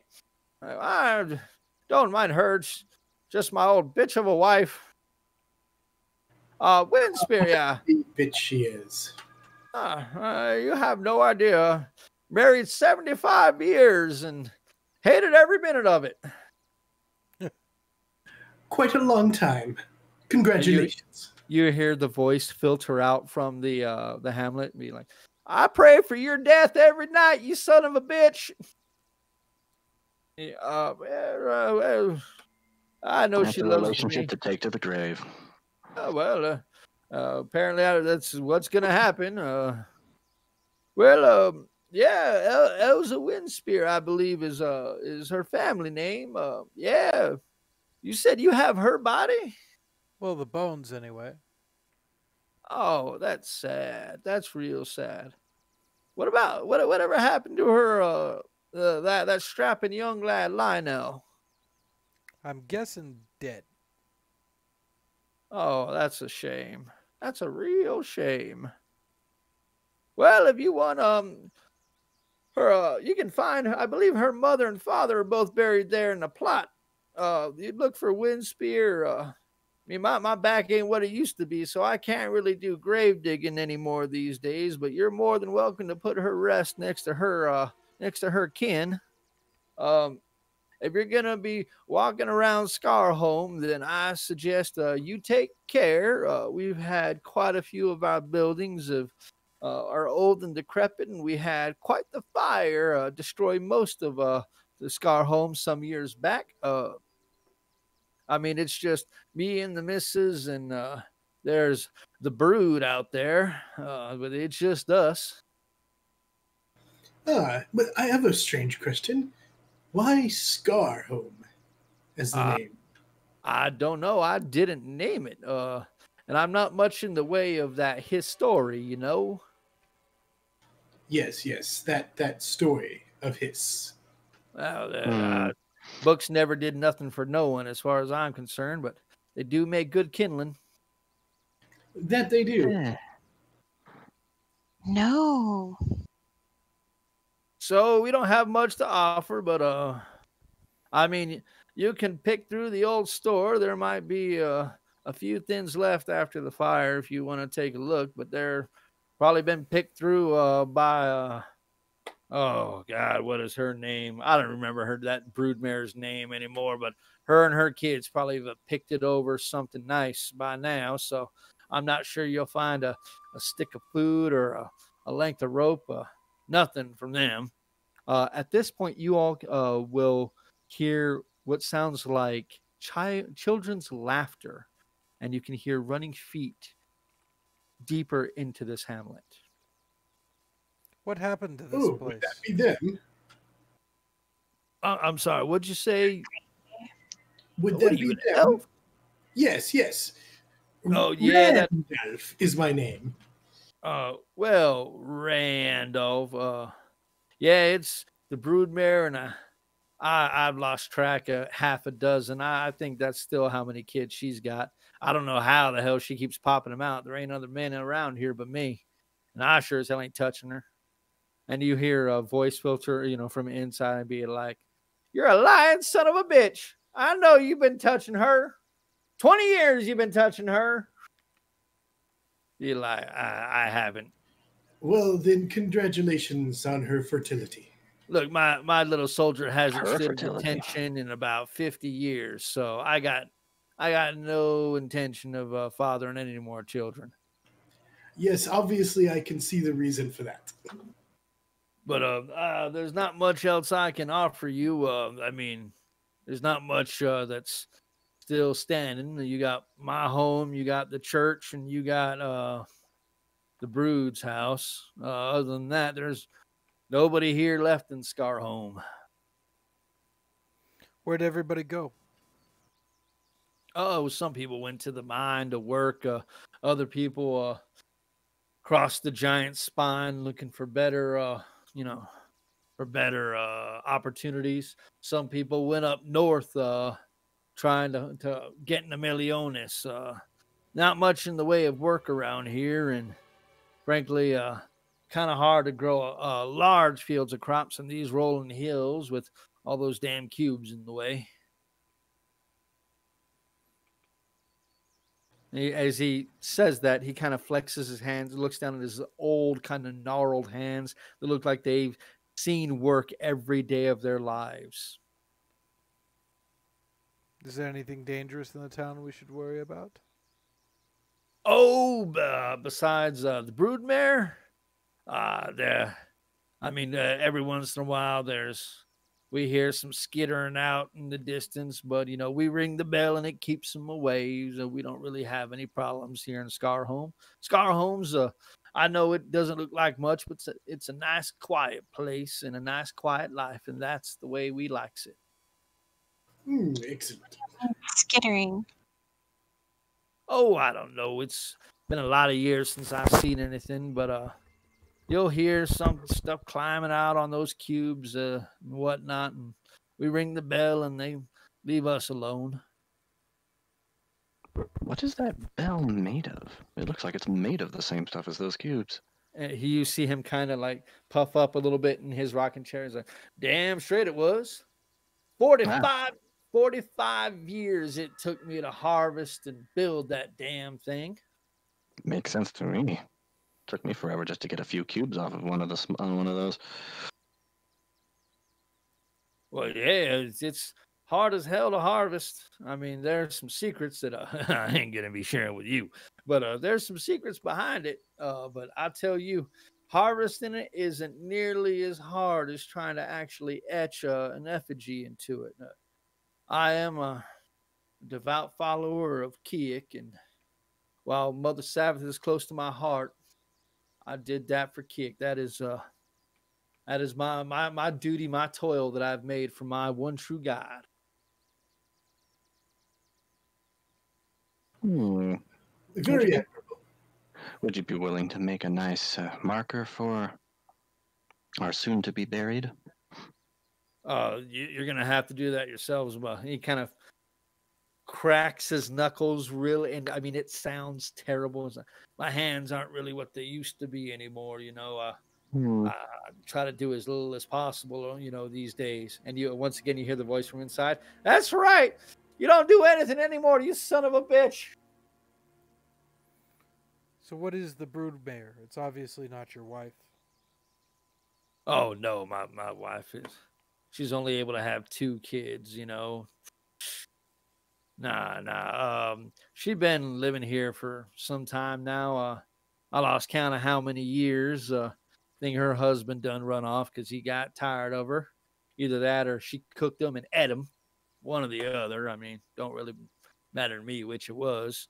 I mean, you'll find her easy. That's the only other standing house. They took over a larger house when they moved out. Just kind of moved on in. No one really tried to stop them, so they've been there ever since. Are they dangerous? The kids are assholes. They're little shits trying to get in everything. Bored like kids tend to get, but for the most part, they're goods people. Fair Except for enough. that little one, Novi. Novi's she's just a little weird, always staring a bit too long. Fair enough. Fair You enough. hear the voice inside again. Are you gossiping again? Well, I don't get anybody new to talk to. And I ain't going to talk to you. Well, how very interesting. Thank you for your hospitality. I am ready to go on. Anyone else? He pulls out an old pipe as you're saying that, begins to pack it with tobacco. No problem here. Said you're more than welcome to use the church.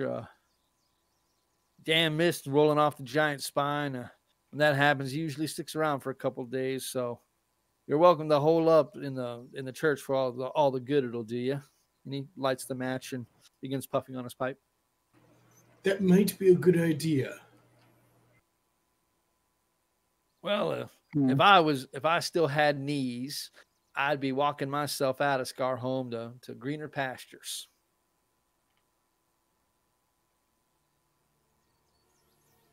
This ain't no place for the young. Ah, As soon as we bury the bones, we should probably head out and find something else. That'd be smart. That'd be real smart. Who was our shovel again? oh yeah, someone had that spell, didn't they? The move earth. I think that was Ash. What was that? Move Earth or Shape Earth? Yes, Sculpt that Earth? would be Sculpt me. Earth. Well then, Ash, you are now our gravedigger. So you guys beg your pardon from old Ben Codger and begin making your way back to the church. Sounds good to me. Yes. What race was he? Probably human, though, with all the wrinkles and how just sun damaged his skin was. It was kind of hard to tell. I mean, covered in liver spots, wiry, scraggly white hair, bushy eyebrows that came down to almost the middle of his cheeks. He's the Miracle Max. As you guys slowly begin making your way back towards the church, you'll see, standing in the entryway, kind of half hugging, half hiding behind one of the pillars of the entryway, you see a young girl. She has white wraps on her feet, white wraps on her hands, and is wearing what looks to be a glorified potato sack for a white dress. She watches you intensely. Her hair is almost the same color white as the sack upon her body, and her eyes are a very brilliant vermilion. Ash, it's Why? creepy. Oh, yes. Why, hello. Which one are you? The creepy one. She just, I'm you going say with that as you're Oddbone. walking by, she just stares at you. She doesn't respond. Ah, yes. He mentioned the name Nobi, I think. Yes, I think that one must be Nobi. Does she respond at all when that's said? Do you approach her, or because at this point you guys are kind of like moving around, going towards the iron gate, and she's probably about 20-25 feet away, standing in that doorway. Just kind of watching her out of the corner. Bye, newbie. She doesn't return a wave. She doesn't seem to say anything. You don't hear anything from her. She just is like, you only see like half of her, one of her eyes. As you guys walk through, she moves to the other pillar and continues to watch you.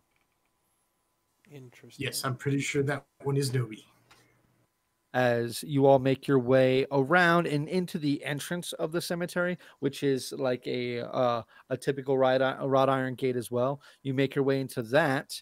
You will see that she has moved around the side and is watching you once again with that one eye, just kind of watching everything that you're doing as Ash begins to excavate earth in order to bury this skull or bury the bones. And that's where we're going to go ahead and take our break tonight. Hopefully you guys are getting the heebie-jeebies. Something is definitely going on. So we'll see just what that is when we come back from our break. So we're going to take a few minutes. When we come back, we're going to be shouting out our recent subscribers and our recent followers to say thank you to all of you guys.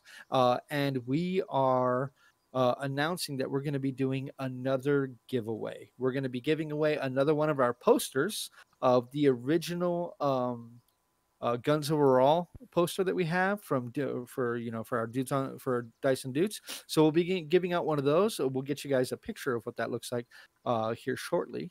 You will be showing you that. So get excited. We'll be giving that out. We're going to talk amongst ourselves and figure out if we're going to be doing it this stream or if we're going to be doing it next stream. Okay.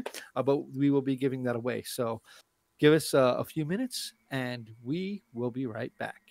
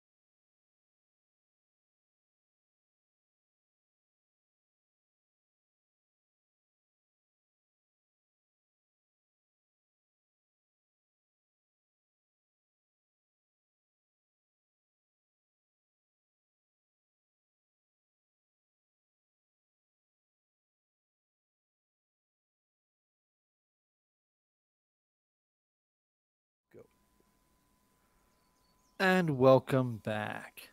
So, before we get back into it, we do have our shout outs that we're going to be doing. And tonight, our good friend Paul is going to be doing the shout outs. So, Paul, who do we got? Well, so far, and I think we haven't done this in for a while, but we've got Blue Gopher, Chosen Rifter, Vivi Goth Fox, The Nerd Chef, and Tyranny is About. All subscribe to us. Very, very nice, guys. I'm sorry, Thank not you. subscribed. Or Followed us. following us. But, guys, And then, thank you. oh, I'm sorry. I was going to say, and then no more subscribe to us again. Yes. Thank you guys very, very much for the follow. We really, really appreciate it. We hope you guys like the content. And doubly thank you for the subscription. We're currently in the works of getting our people who are subscribed to us, getting access to our Discord chat. So that way you can deal with us a little more. You can talk with us more. And we may be able to bring you guys in for some chatting on various, podcasts and stuff like that we do. We may be able to have some guest spots and things like that. Okay, so then what we're going to do is, before we get back into it again, on Monday, we are going to be running our artist appreciation stream. And during that stream, we're going to be giving away a poster. One of the original posters that we had for the Dyson Dudes. You guys should be able to see it on screen right now. That is the original Defiant, collected Defiant Few. We're going to be giving away one of those posters. It is, I believe, an 18 by 20 poster. We're going to be giving one of those away to one of our lucky viewers. We'll give you guys an idea of how you can win that poster at the beginning of that stream, and we'll do that at the break. We'll give you guys a code word the same way that we do all of our giveaways. So definitely be looking for that. So tune on Monday, so that way you can get a chance to win that beautiful poster from one of our stream artists, Beatriz, also known as Bapchart. So definitely look forward to that. I think that's going to go ahead and do us for tonight. So let's go ahead or for our announcements anyway. So let's go ahead and get back in. So, bringing it down. With Ash now using his cantrip to slowly just pull up bits of earth and basically create a hole that you can place the dead body of Elsa into, next to her mother and father that appear to be have been buried next to each other, probably a long time ago, maybe even more than 20 years. Does seem like these grave markers have been here for quite some time. The earth here is surprisingly soft and very easy to excavate.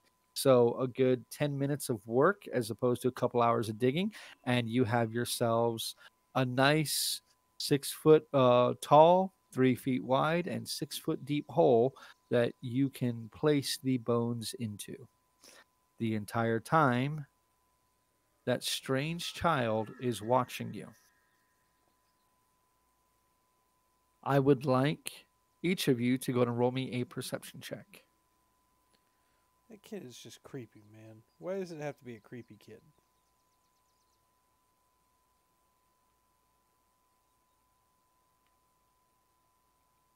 That's I all would like to make 15. crude gestures towards Ash while this kid is looking at us. Dude, Okay. I was gonna send Specs over to behind one of the markers and have him do the same thing to the little girl. Okay. Peek at her with one eye. I got So no- Ash, what'd you roll? Scared. I got a 5. Mizar, 13. Randolph, An 11. and Venor. 12. Mizar, as you're not really doing the excavation and you have your owl there. When your owl flutters over and lands on one of the grave markers and turns, she kind of glances at it for a moment and then goes back to looking at you. You kind of slip through from your own vision into his a couple of times, just as it has a better vantage point. This young woman is maybe 11 or 12 years old, maybe fairly skinny, as she is holding onto the side of this building and just, that one eye peering at you all. You can see She is missing 3 fingers on her right hand. Her middle ring and pinky finger are gone. As you watch Mizar, through the eyes of Specs, you see a dirt clod fly out of the air and smack her in the side of the head. Explode the dirt exploding into her face, and she begins to cough and rub her face. And you hear the giggling and laughter of children as they run away and deeper into the hamlet. After a few moments of her watching longer, she wipes the dirt and stuff from her face, then turns around and begins walking deeper into the hamlet as well. That's just creepy, man. Well, that was just mean-spirited. Well, he did say that those kids weren't exactly right, and they were a bit of assholes. Sounds about right. You all are now, the hole is currently excavated. You all can remove the bones from Mizar's backpack. And what are you going to do? Bury him. Mm-hmm. Take some time to arrange them in a way that would seem proper. Lay them out in a roughly human shape. Hands folded. Okay. It's a waste of perfectly good bones. This is what is meant to happen to bones. No. You can't animate them all. But I want to. And that's why we're here to keep you from. No fun. Yes, Venora, you have been lamenting the lack of fresh graves within this place. We will find you a fresh body, don't worry. Hopefully not another one of us. No. We could But make no. it big what I size could ones do if those kids are big Oh. enough assholes. By the way, Ben Codger must be very, very visually impaired, as Clarice was standing next to Venor the entire conversation, and he didn't seem to notice at all. She smells like cookies. Come on. I'm gonna make Slick smell like cookies too. So they both smell like cookies. You find Slick at random times just like slobbering over his own arm. Just I know what's been making Oh, what's that's the problem is good. making the scratching noises now. Just a fucking cookie monster. Yes, yes, it will get you all. It will get you all. So after placing the bones in a very respectful manner, do you do anything else, or do you simply fill in the hole?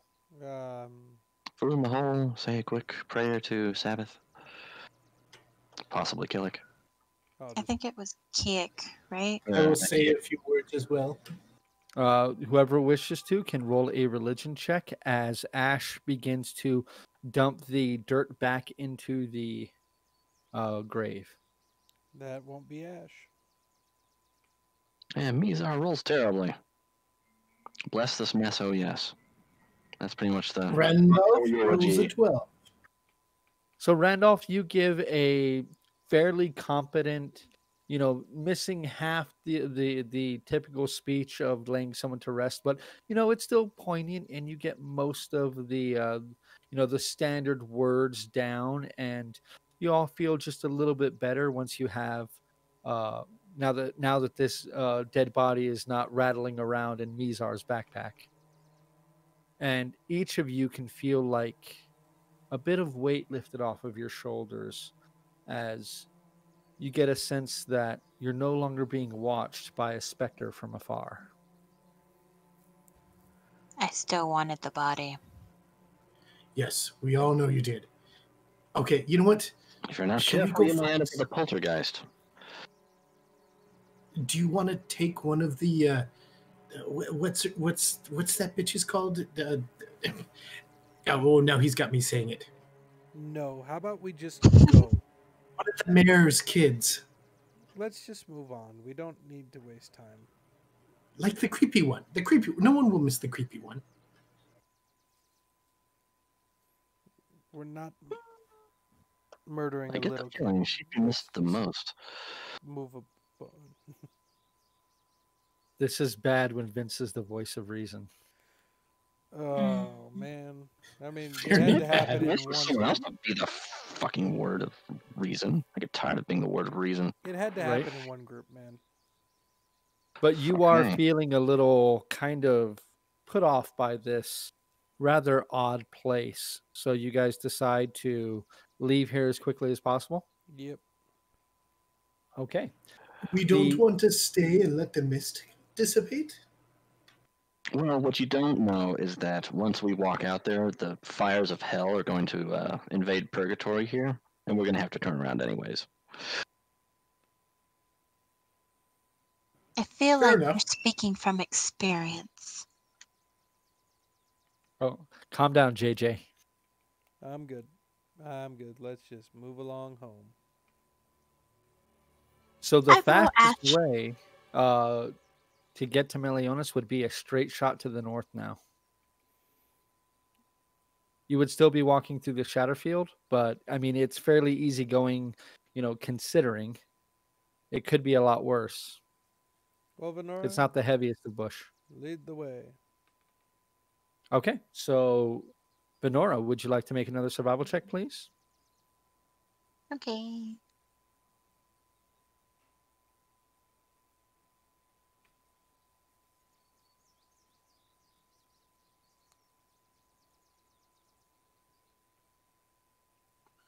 That's a 5. Okay.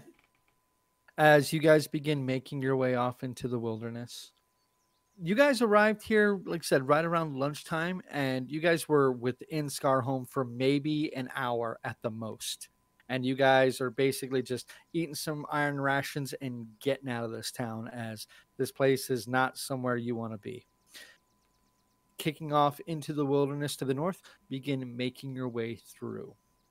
It's a few hours, and while the mist is still there, it's receded a bit. You can see out to about 120, 140 feet at times, and most of the violent kind of rolling hills have leveled out a bit, and it's more of just, some of the hills go up about 10, 15 feet and then come back down, as opposed to 30 or 40 feet when you first arrived within the shattered fields or shatter fields. I'll Excuse me. send Specs out for a bird's eye view every now and then.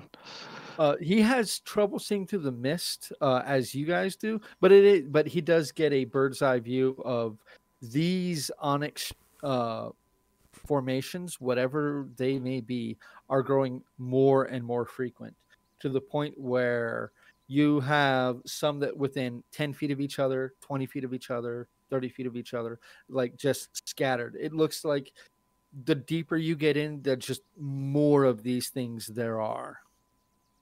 As you all are making your way If I through, go into his vision, is there an actual pattern to their layout? roll me a perception check.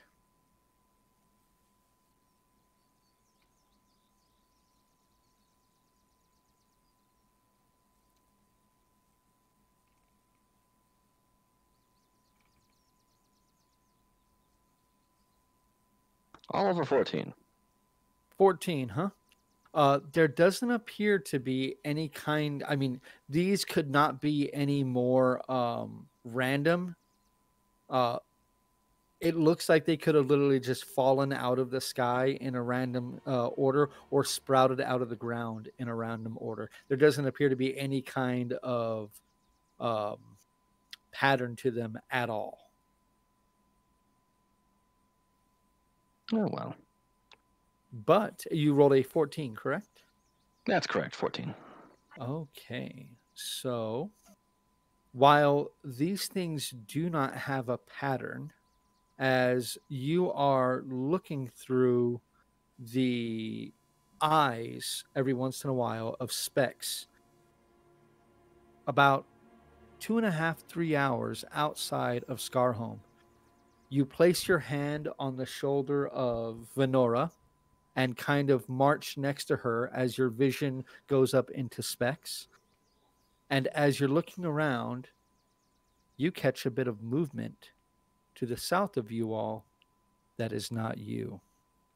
A glint of light that seems to bounce off a strange purple-like carapace. We're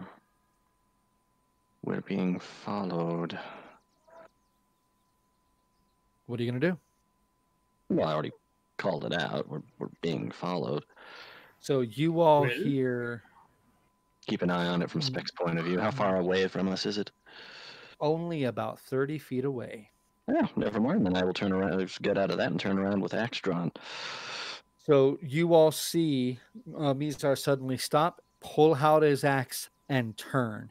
And as he does so, you all hear what sounds like a skittering, like hard knocking on a harder surface as strange, large, magenta colored scorpions begin converging upon your area. I would like you all to roll initiative, please. I shall produce my boomstick. I've been wanting to say boomstick for a while.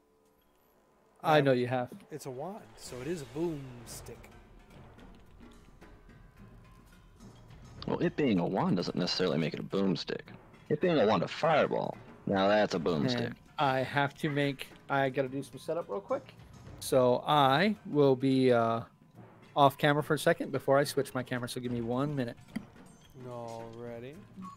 That was horrible. What was horrible? I rolled so bad. Super bad. So did Raindolph. Actually, Raindolph did well. Yes, he did pretty well. But yes, that is insanely bad. Did you, go to pull your sword out and trip? I don't even have a sword. I don't know how I did it. Ash, you suck. Pull your wand out and just thwink? We all know that I manipulate the time stream to make myself go faster. Because I'm Groot. But I could actually give you a slightly better initiative check. Who, me? No, her. I need to go faster. I have 2 rolls up in the top that I made since our last long rest. I believe they were a 4 and a 7. I would give those to the And enemy. I can trade that one out for you. I would But yeah, I'm definitely thinking give I'm those going to to the give enemy. those to the enemy. Give him to the enemy. It's okay. I didn't I'll quite deal hit with it. ridiculous speed yet. Or ludicrous speed. Dude, you're pretty much there with that. To ludicrous speed. Warp factor 2. They've gone to plaid. Plaid. For once, David gets to make something simple.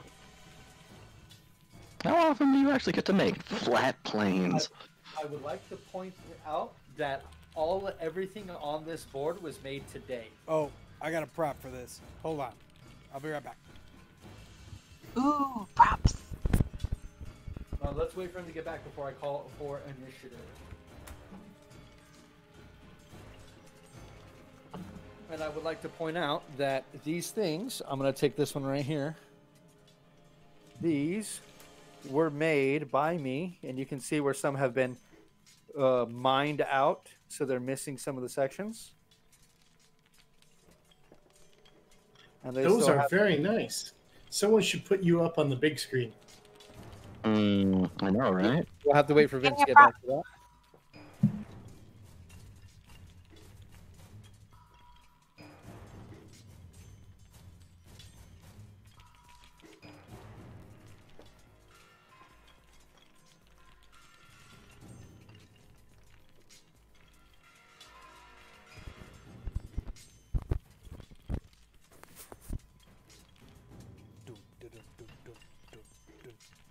Vince, you there? Well, he was making noises. Very nice. The chainsaw hand. Go ahead, do me a favor, and put the battle map on the big screen, please. Big screen battle map is live. Shop smart. Shop smart. Do you fucking got me? So, for initiative, 25 to 20. That would be Ash at 21. 21. So Ash will be going second. What? 15 to 20. I have a 17. You have a 17? Okay. Randolph has a 17. Sadly, Schlick looks to be like in one of his trances currently, so he will not be participating in this. He's on the crack. 10 to 15. Mizar has an 11. What about Venora?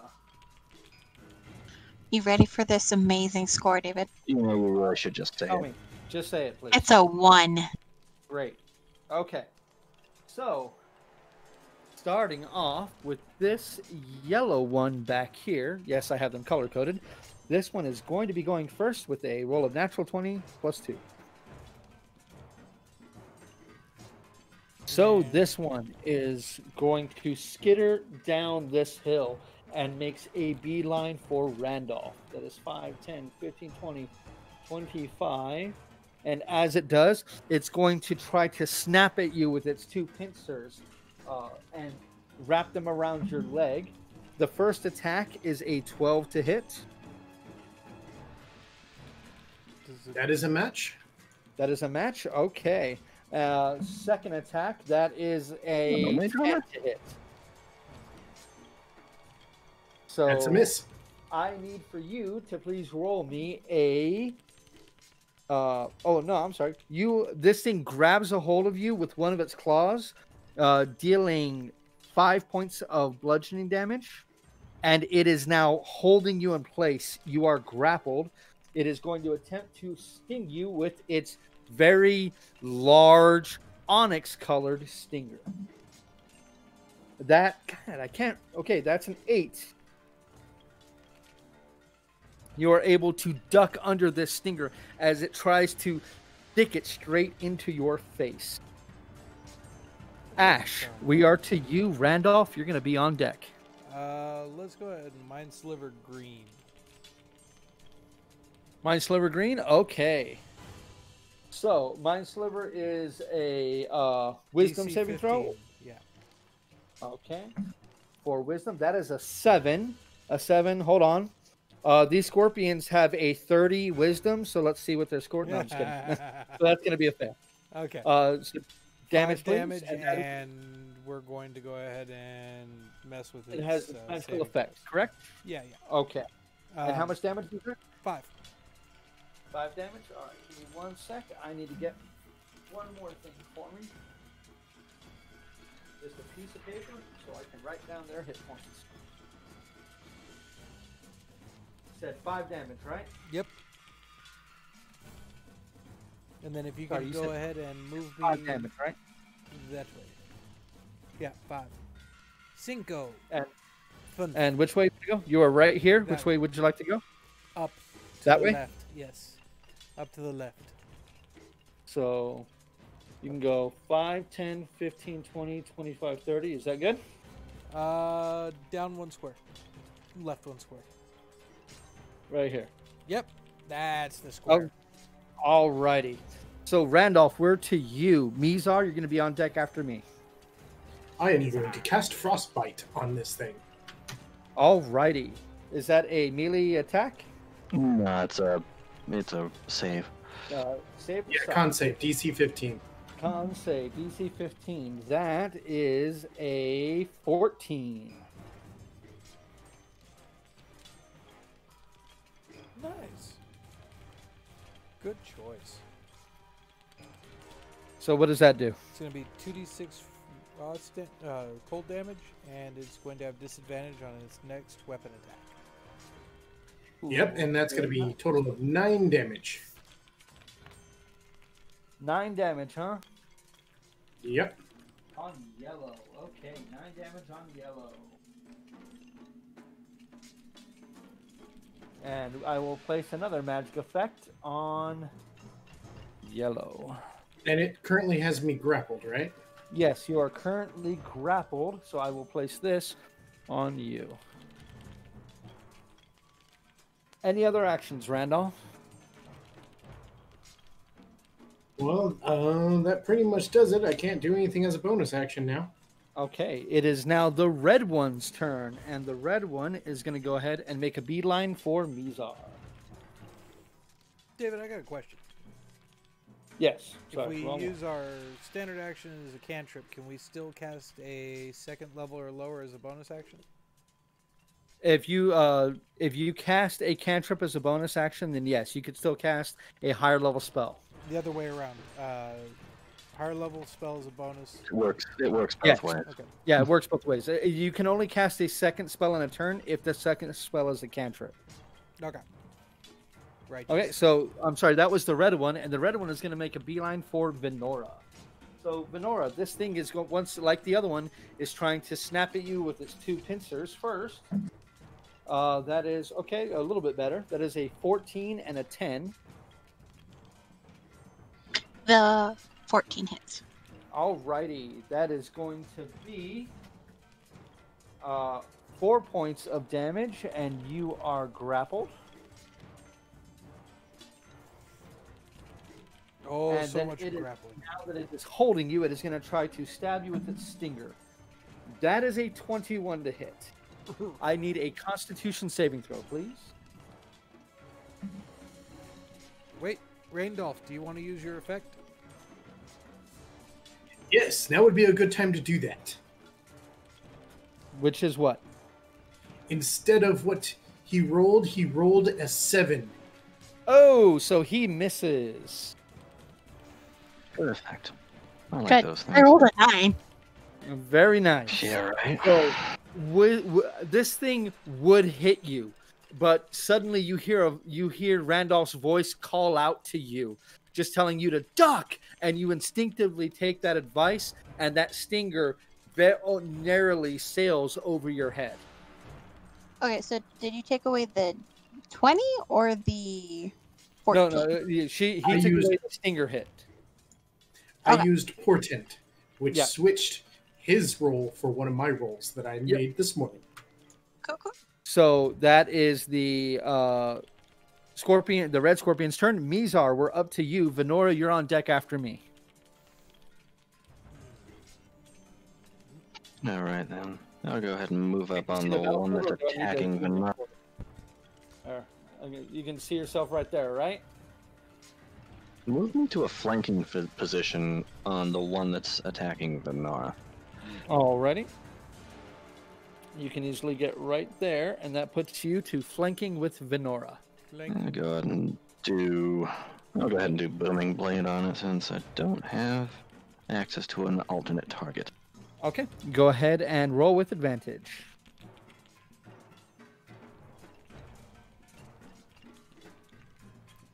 Dude, I miss music. I'm just grooving to the music. Oh yeah, me too. All right, the battle axe, isn't it? Lucky I can't even hear it. You're two-handing this battle axe again, correct? That is correct.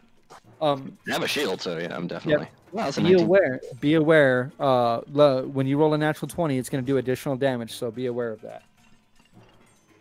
Wonderful. But it wasn't. It was a total of 19. 19 is Oh, a hit. wait, that's right. Hold on. I did not roll advantage on that. I'm sorry. So roll one more. You could, if you roll it, you want that natural 20. Do it to it.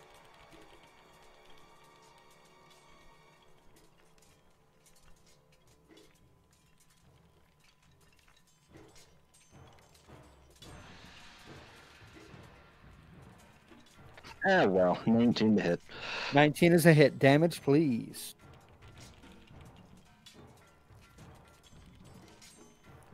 Damage. And don't forget to add an additional +1 to your damage, as this is a +1 battle axe. Reminder, I almost forgot to. 436. I'm that be the shit, but I've got to settle for 14 points of damage, 3 of which is thunder damage. Okay. So 14. Thunderous blows. Truly.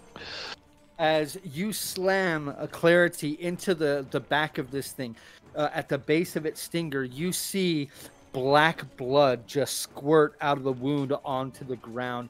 It kind of chitters and shakes and immediately turns and focuses upon you. So it's not grappling, not that grappling anymore. Yeah, it lets her go.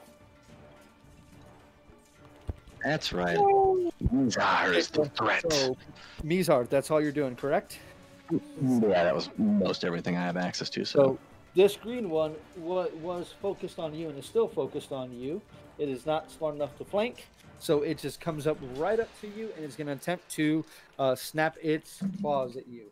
That is a 8 to hit That was definitely a miss. and a natural 20.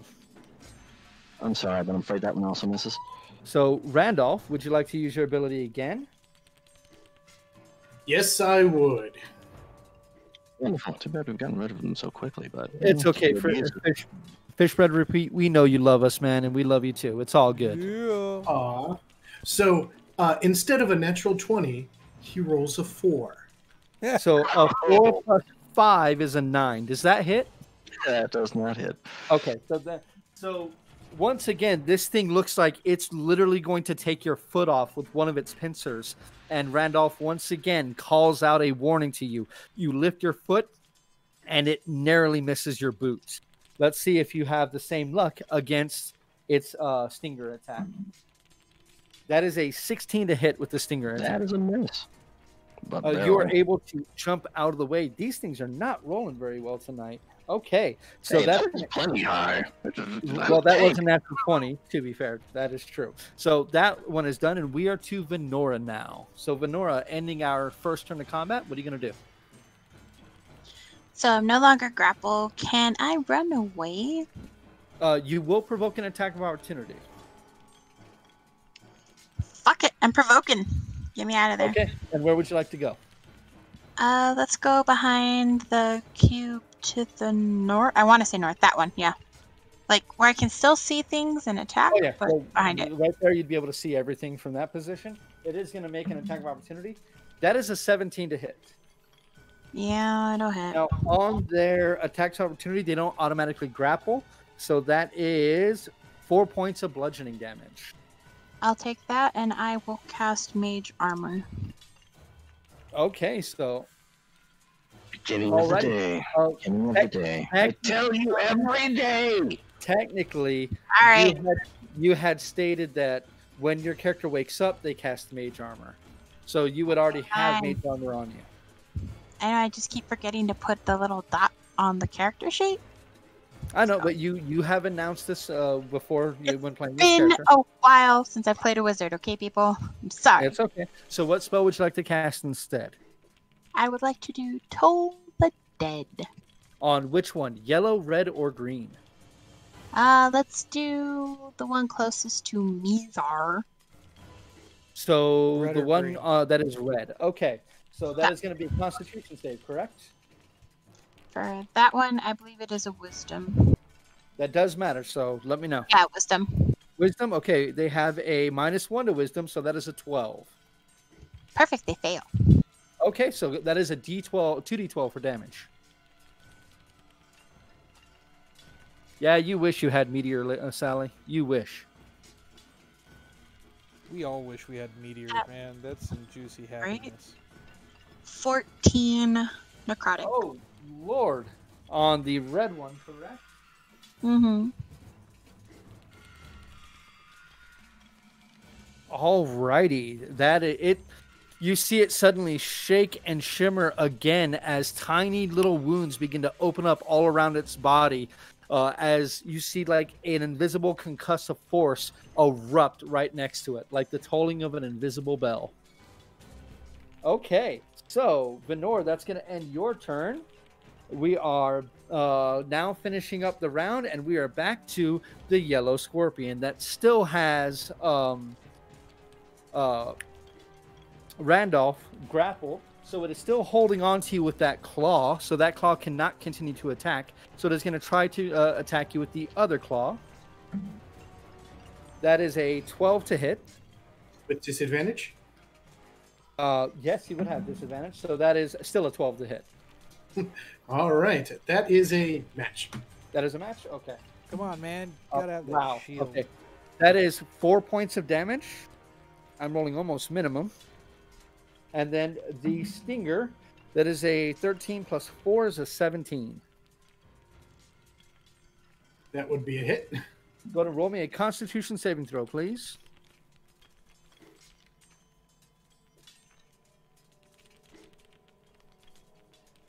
That's a 16. Okay, so you're gonna take 5 points of piercing damage and 10 points of poison damage. And that's going to end his turn. Ouch. That Ash. puts me at 1 hit point. Oh, Lord.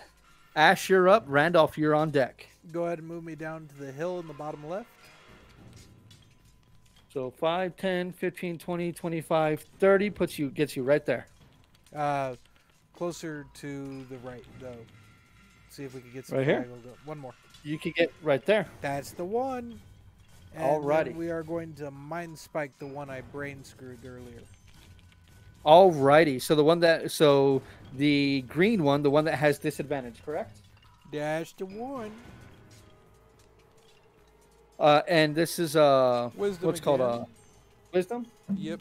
with disadvantage. That's good because I rolled a natural 19 and a 3.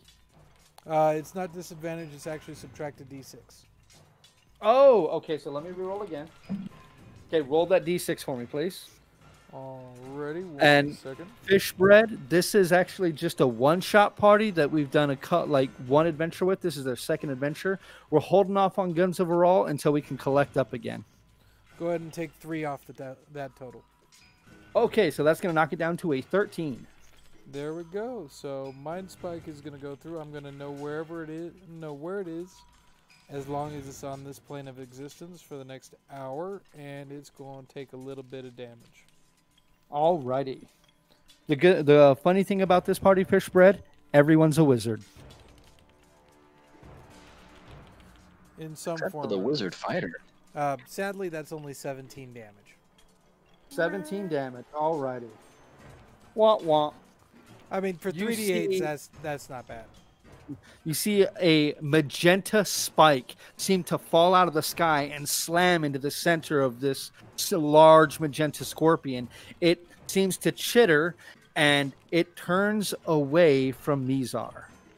That ends the effect, correct? The magical effect is gone? Yeah, it ends at the end of my turn, or whenever it takes damage. Okay, so yeah, so it is done. Okay, Ash, you still have a bonus action. Would you like to take it? We're cool. We are cool. Alrighty. Randolph, you're up. Mizar, you're on deck after me. All right, I was trying to get it to work, but it didn't. I'm going to cast Mind Spike on the one that's attacking me at level 3. Alrighty. Ooh, we're using the big ones. That is a natural 1. Here comes the 48. Do it. Yep. And Fishbread, now we're still playing in my homebrew world. Wow, I rolled 2 1s in that, but that's okay. For 12 damage. Man, I'm not And that is complaining. the yellow Done complaining about 17 damage on 3d8. one. So that is okay, mine, and so that the same thing. You know the location of the creature and all that stuff, right? Yeah. Yes. So I have that labeled there because since Mind Spike, that's all it does, right? Is let you know the location. So it takes 3d8 psychic damage, or 48 if you cast it on level 3. We know the location until it ends, as long as we're on the same plane of existence. It cannot become hidden, and if it's invisible, it gets no benefit. Okay, so I'm just going to remove the magic effect from this one because it's not really an effect that we need to follow. If they try to run away, I have it written down that you have that Mind Spiked. We will track them Okay. to their lairs and eat So, the eggs. Randolph, that is it for you, correct? Yes. Okay, so Red Scorpion is going to attempt to attack Mizar. Mizar. Mizar, that is a 17 to hit That is a match. and an 11 to hit. That's a miss. Okay, so you are grappled. You're going to take 4 points of bludgeoning damage because I can't roll above a 2 on a freaking D8. And it is going to attempt to stinger you. That is a 9 plus 4 is a 13. That's a miss. Alrighty. So, Mizar, go ahead and roll an attack of opportunity if you wish to do so on... Never mind. That will happen here in a little bit. So now the red one is holding you and attempting to kill you. Mizar, It is your turn. Venora, you're on deck after me. Wonderful. I kind of think they screwed over Green Flame Blade. I'm never going to get to use that one. Oh. Why not? Don't you have a secondary target right there? No, the targets They have to be adjacent to each other. each other, and these enemies always conveniently end up decidedly not that. Lame. Yeah. They went straight to where they were closest to him, which happened to be there. And then I'm grappled. And here's some Sonic booming this asshole again.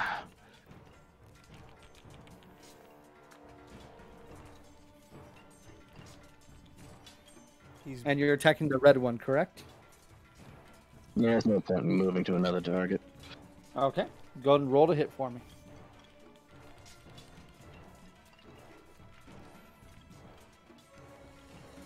He's booming it in the hole. Boom, boom. Boom, boom. Boom, boom, boom, boom. That's a 14. 14 is a match. Yay! Damage time. Damage. Yes, where is the damage? Damage. Damage.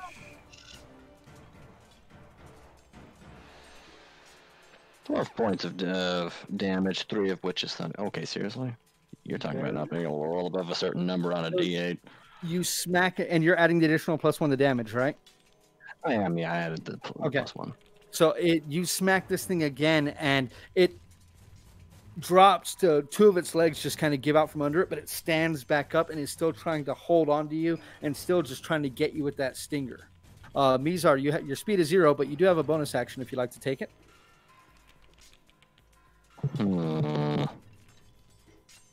Are you saying it's bloodied? It has taken quite a bit of damage, and it does have tiny blood wounds that are oozing its black blood all over it. Yeah, I'll go ahead and risk an action surge. Why the hell not? Alrighty. So Going go ahead weighted and again. go ahead. Hit it in the nuts. Hit it in its scorpion nuts. Scorpions Wow, that's have a nuts. wow. It's just teasing me now. That's a 1 off of a nat 20. Oh, but that is So definitely a hit. 25.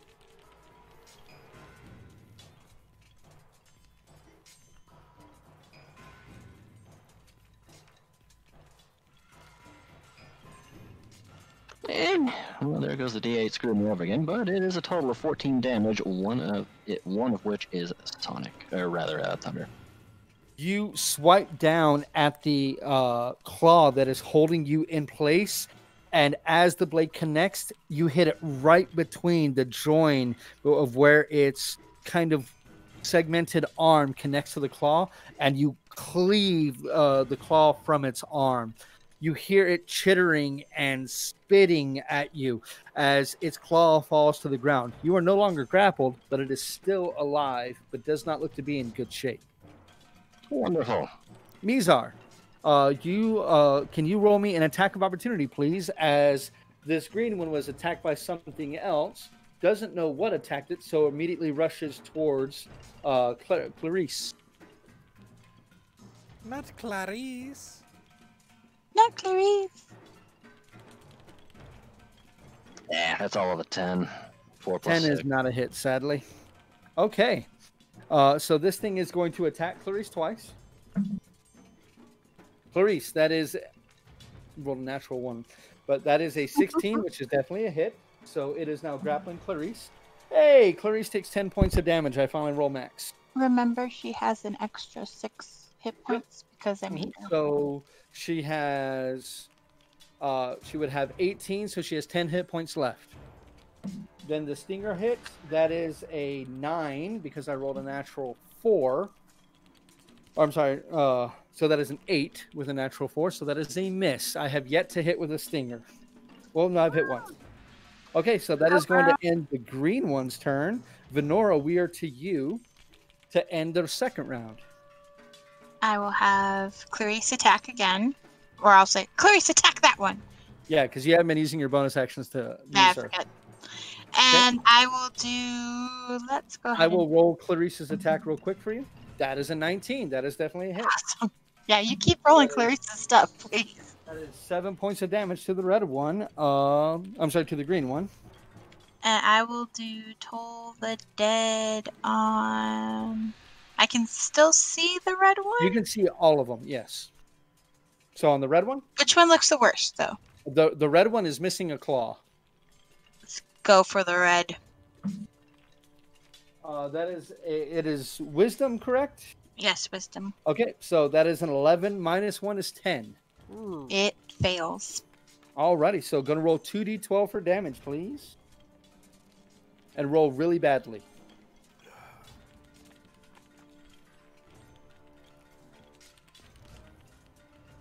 That's 18 damage. So you cut the claw from this scorpion as it takes a step back and starts to come back into you to try to make another attack. You see somehow an invisible concussive force smashes into the side of this scorpion, flinging it up off the ground and into the onyx cube next to it and crushing it into pulp. When it falls to the ground, it is nothing but a lifeless husk. You're welcome.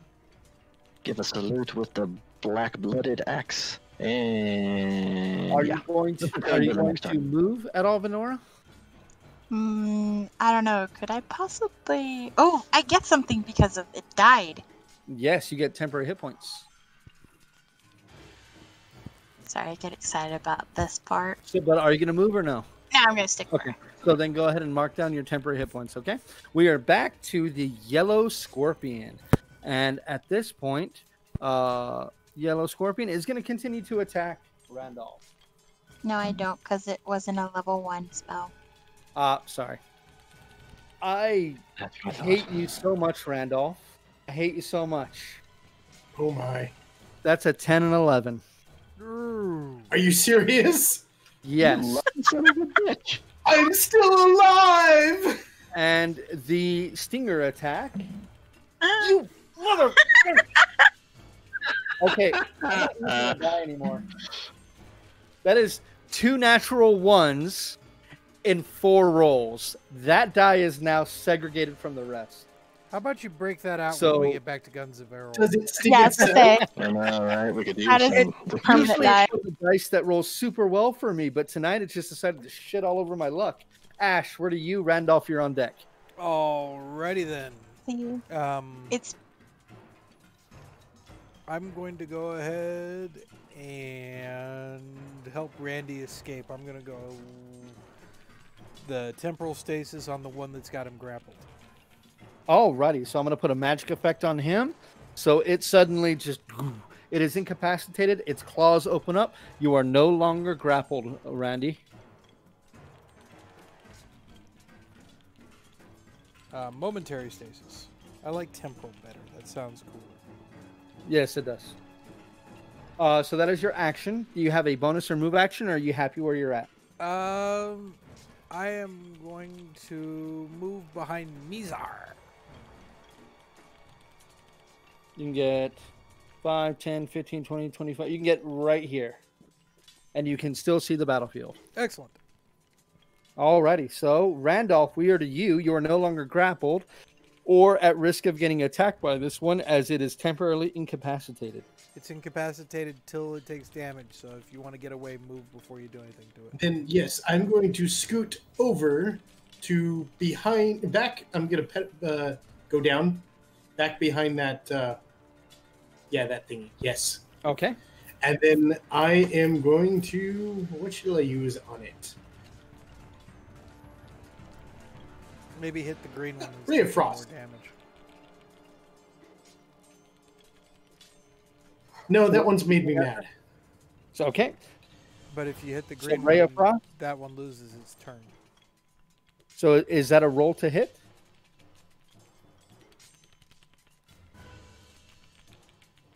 That's a You good have it. question. Let me see. If it's a roll to hit, you have advantage.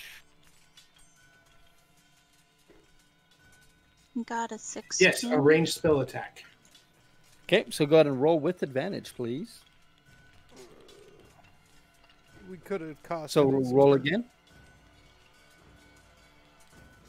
Give me more. I wanted to see what it was that I had to begin with. Okay, 1d so You had a plus 6. 16. No, actually, that seems like a 10. But let me go ahead and try that again.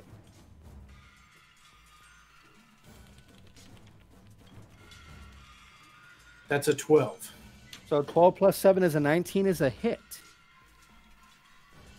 Okay, yes. Okay, and that's 12. And then my damage on Ray of Frost was... We'll use the first casting of the 9, so we'll take that. Yeah, the 9. Oh, I didn't recast the spell again. No. I know. You rolled with advantage, but we'll take that damage roll, so that is 9 points of damage to the yellow. And it is now slowed. So we'll remove that and add slowed. Alrighty, Randolph, you still have another 10 feet of movement if you'd like to take it. I think I'm good for now. Alrighty. So it is now... He is dead, so not him. So Weezar, it is your turn. Wonderful. Let me see which one I want to go after. You can flank green. Yeah, I'll move to flank green.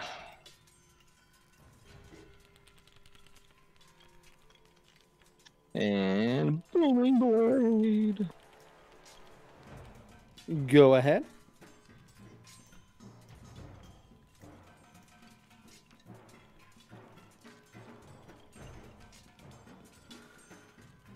Damn. Wait, no, that's right. I've got advantage. Once again, I forgot to do it.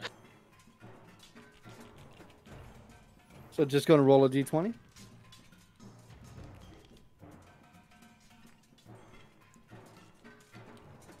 Aha! That's a 16. 16 is a hit. Damage, please.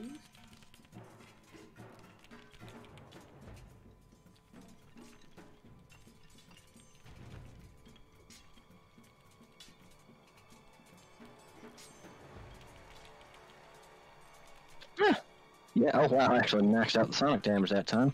Total of 15 damage, 8 of which is sonic. Or rather, thunder.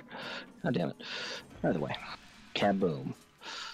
Oh, you smack into this creature that bit of a concussive explosion into its spine. You hear the back of its carapace begin to crack as it seems to skitter just a bit more, and lets go of the zombie and is now once again focusing upon you. So I can go to remove the grappled from Clarice. And this one is going to turn. What can I say, you eight-legged freak? I'm a jealous kitty. Right? Wow. I'm the only belle of the ball. It is going to attack you twice. Hey! That is a 24 and a 20. Oh my. Those both hit. So it is only going to grapple you with one, but it is going to hit you with both. So you are grappled. Oh, wow, I rolled really bad damage. That is 5 plus 4 is 9 points of damage total from that. And it is going to attempt to sting you. Since it hit with both of its pincer attacks, it has advantage with the sting. That is going to be an 18 to hit with the sting. That is a hit. All right, going to roll a Constitution saving throw, please.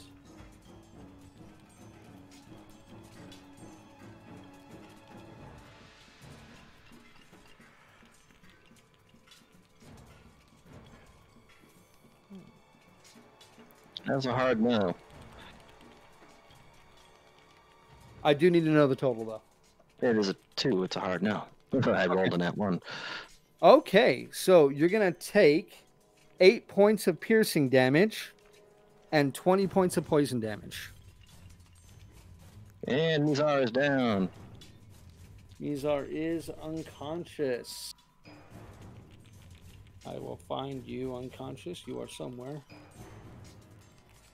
I haven't learned the colors yet. I will find it. Okay, so Weezar is down. Venora, it is your turn. I will find the unconscious.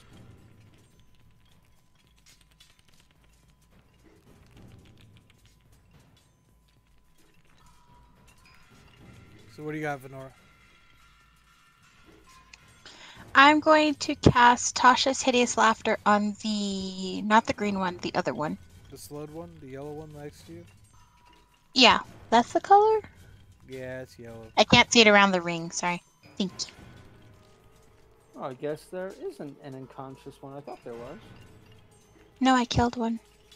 No, I meant a ring. Oh, no, there should be. I think it's... There's incapacitated. There's not. That's all good. I'll just lay him down. That's all right. Use incapacitated? He is unconscious. Okay. So Tasha's hideous laughter is a... Wisdom saving throw. And this is on the green or the yellow? Yellow. Yellow. That is an 8 minus 1 is 7. Ooh, it fails. So it can do nothing but laugh, correct? Yes, which I'm assuming is just horrifying. And it is now prone. It just seems to, I'll just put it prone. It seems to just stand there and shake. Very oddly. And it is incapacitated for 1 minute and unable to stand up during this duration. Alrighty. Wait, it does have an intelligence higher than a 4, right? It does not. It's lower than a 4? Yes. Damn. So Then it doesn't work. Okay. Isn't affected. Darn it. Alrighty. So the spell has no effect. Oh, sadness and despair. I agree. I wanted to use it for the first time. Okay. So But You I will have have a Clarice attack the other one that it has advantage on. it does not have advantage anymore because Mazer is down. Oh, that's right. So I'll have Clarice just like go crazy. Go for Okay. the brains, Clarice. Go for the Alright. brains. So that is a natural 17. That is a hit. Woo! The green one is not looking so hot right now. It has the zombie just digs into its back and tears off a couple of plates of its carapace and begins digging its fingers into the flesh beneath. That is going to end the third round, and this yellow one is going to move right up to Clarice, and it is going to attack Clarice with advantage. That is a 15 to hit Clarice. That is a hit. Clarice. That is another 10 damage, so Clarice is No. destroyed. Clarice, no!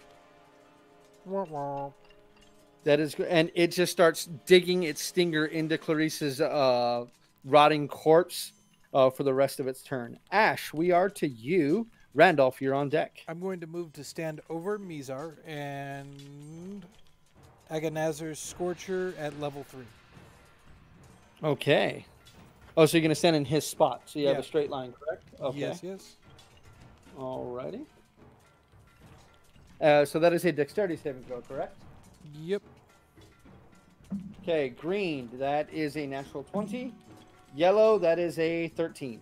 Cool. We're going to go ahead and make green reroll that natural 20. Alrighty. Oh, with your ability, correct? Yep. That is a 15. That's a match. Oh, well. Okay.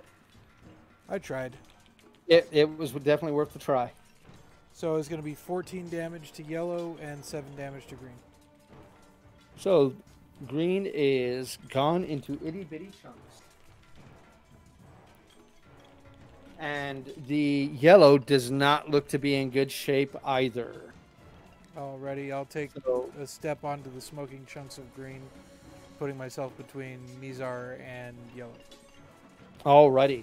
Randolph, we are to you, followed by Mizar. I am going to run over to Mizar and pour my healing potion into him. All right, go ahead and roll your d4s, please. Then, How many are they? which one are you using? Regular? Yeah, I probably would have had. Yeah, Well, I would yeah, have had the start lesser using one the- on my belt. Yeah, so that is 2d4 plus 2. And Mizar, it is going to be your turn.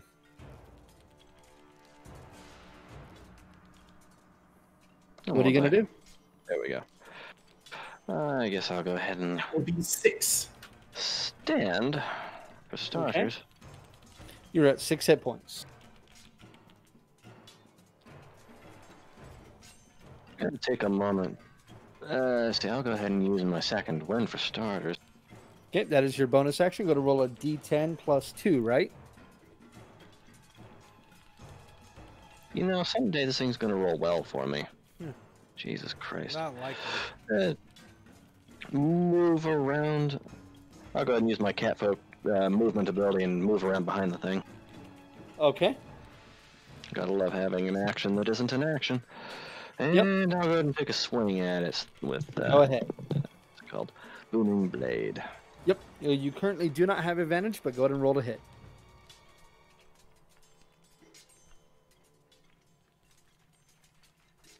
Well, that's a miss.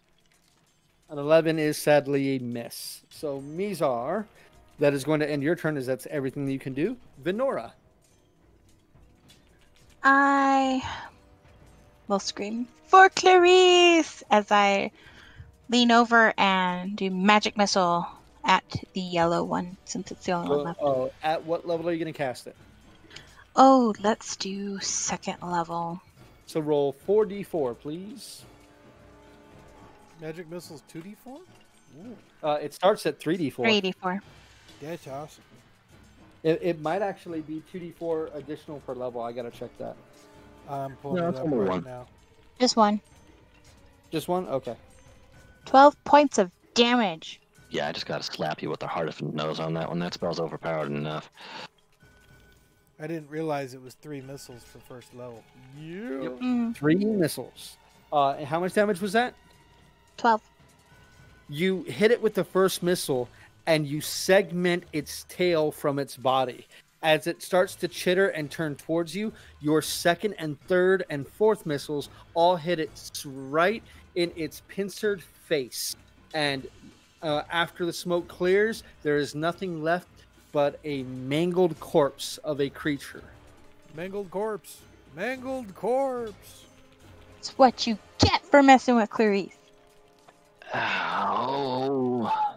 I'm going to take a moment to sit down, leaning against one of these cubes. Is Mizar alive, or should I raise him? He's alive. Mizar Oh. is alive. I mean, yay, alive, yay. Can Don't you sound so use disappointed. perhaps one of these corpses? Raise a scorpion. That would be Ooh, something. yeah, can I'd I? like to see that. Let me raise it. Or does it have to be a humanoid? Read the spell. I believe they have to be humanoid. I believe. But read the spell. I'm reading. Yes, god damn it. Humanoid. I can't raise Clarice again because she's been pummeled. Oh, the new logos and slideshow are up in the Guns of the Roll folder. Nice. We'll have that ready to go for the next cast on Monday. Indeed.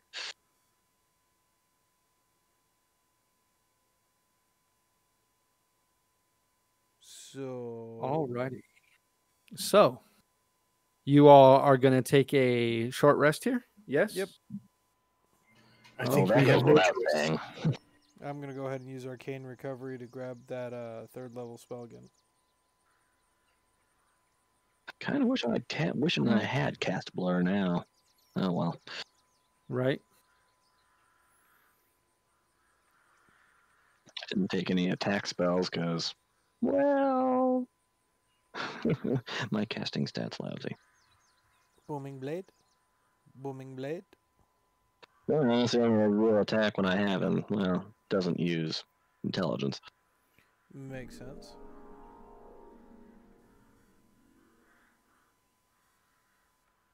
So, you all can take a short rest. You still have, at this point, after taking an hour to relax, and you guys can go and spend your hit dice and whatnot, those of you who wish to do so. I shall spend 0 hit dice and heal to full.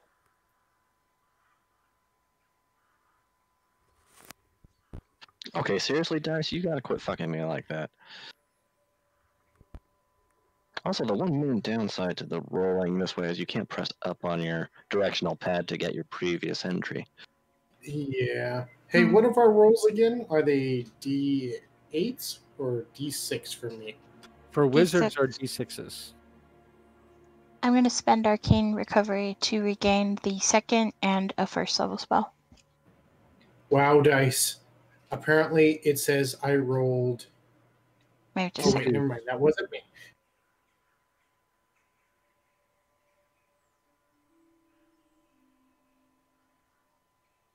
Oh, I feel bad about Weezard that he rolled a Yeah, my one. dice can't be bothered to roll well.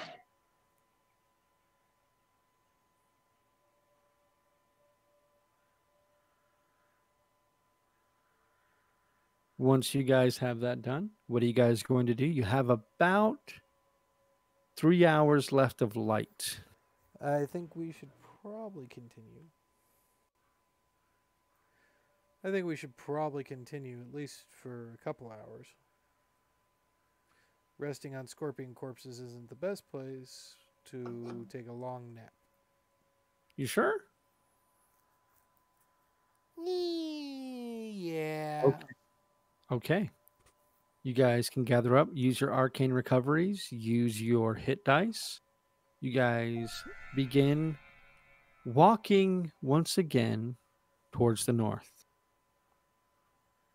Otherwise, a game, short rest, isn't it? Mm-hmm. As you all continue to walk, the sun begins to sink low into the sky. Mizar, I would like you to go ahead and roll me a perception check, please.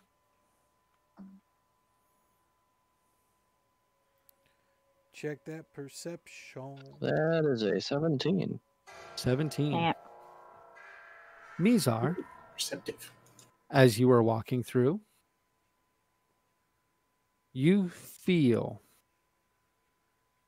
at your hip a strange sensation, like clarity vibrating and a very familiar cadence, Guess they're Like ringing the bell. like that of a bell. That's just creepy. As you Just continue creepy. as you continue to the north, now holding clarity, appearing out of the mist, almost like it's just there 1 minute when it wasn't the previous. You see the outline of the bell tower. That's not right. The rest of you now hear and feel that same vibration from the ringing of the church bell. Dung, dung, dung. From the groaning and the tolling of the And bells. that's where we're going to go ahead and call it for tonight. Oh, you're an evil man. Who saw that coming? Evil. Yeah, These are predicted it all. David, you're cliffhangers, man. No, he said about fire and stuff. Like, yeah, he didn't mention anything about this. It was close. He was Could shoot a close. fireball in there if you want. Nuke it No. from orbit is the only way to be sure. Guys, thank you so much for joining me tonight. I hope you enjoyed this impromptu D&D session that I had to pull together at the last minute. I hope you guys enjoyed the battle. Everything on that battle map was created today, so that was where some of my time went, because I thought I had all of my notes in a row, so that turned out not to be the case. But I hope you guys had as much fun tonight as I did, and hope you guys enjoyed this little intense kind of sequence of events. Not entirely sure what's going on, but it's definitely going to be fun to find out. Those of you who are watching us, we really appreciate you guys. We love you guys for watching us. We hope you guys enjoy the content. Remember that if you want to talk to us, you can easily comment on any of our videos on YouTube. You can hit us up on Instagram or on wow, that came out of nowhere. Or on Facebook or Twitter. Hit us up. Let us know if you guys have any questions, you guys have any concerns, you guys want to just shoot the shit and talk about stuff. Let us know. As soon as we possibly can, we're going to get back to our old style of streaming. We promise that is coming, and when that happens, If we haven't already switched to the Guns of a Roll at that point, we will be switching at that point. We really, really enjoy D&D with all of us being in the same room together, and I know all of us miss it. So as soon as we can legally do it, we're going to be doing it. So guys, yeah, thank you all so very, very much for joining us on this Wednesday night D&D. Hope you guys will see us next week when we continue the adventure of the Weezards. And definitely hit us up on Monday, not only to see the artwork that we've had given to us and commissions that we paid for and things like that. Check all that stuff out and get a chance to win our original Dyson Dudes poster. So definitely, stick around for that on Monday. If you guys have any ideas for any other content, let us know. We could definitely try to do something. We tend to have quite a bit of time lately, so that'd probably be good. But guys, I think that's going to do us for tonight. You guys got anything else? Thanks for running it, man. No. That was fun. I really dug it. Thank you. I'm glad you guys dug it. I had a good time with that too. It was awesome. I don't see anybody else on my channel list that I give a crap about rating, so we'll go ahead and just call it here. How about that? Sounds good, buddy. Yeah, We'll have to find some other people, that we can start following. And I love Sally's comments. They're awesome. we will always send dudes. Always send dudes. All right, but guys, we will go ahead and we will kick it out for tonight. So thank you all very much. Remember to love each other, and from us dudes to you dudes, keep rolling dice. Good night, everybody. Good night. Good night.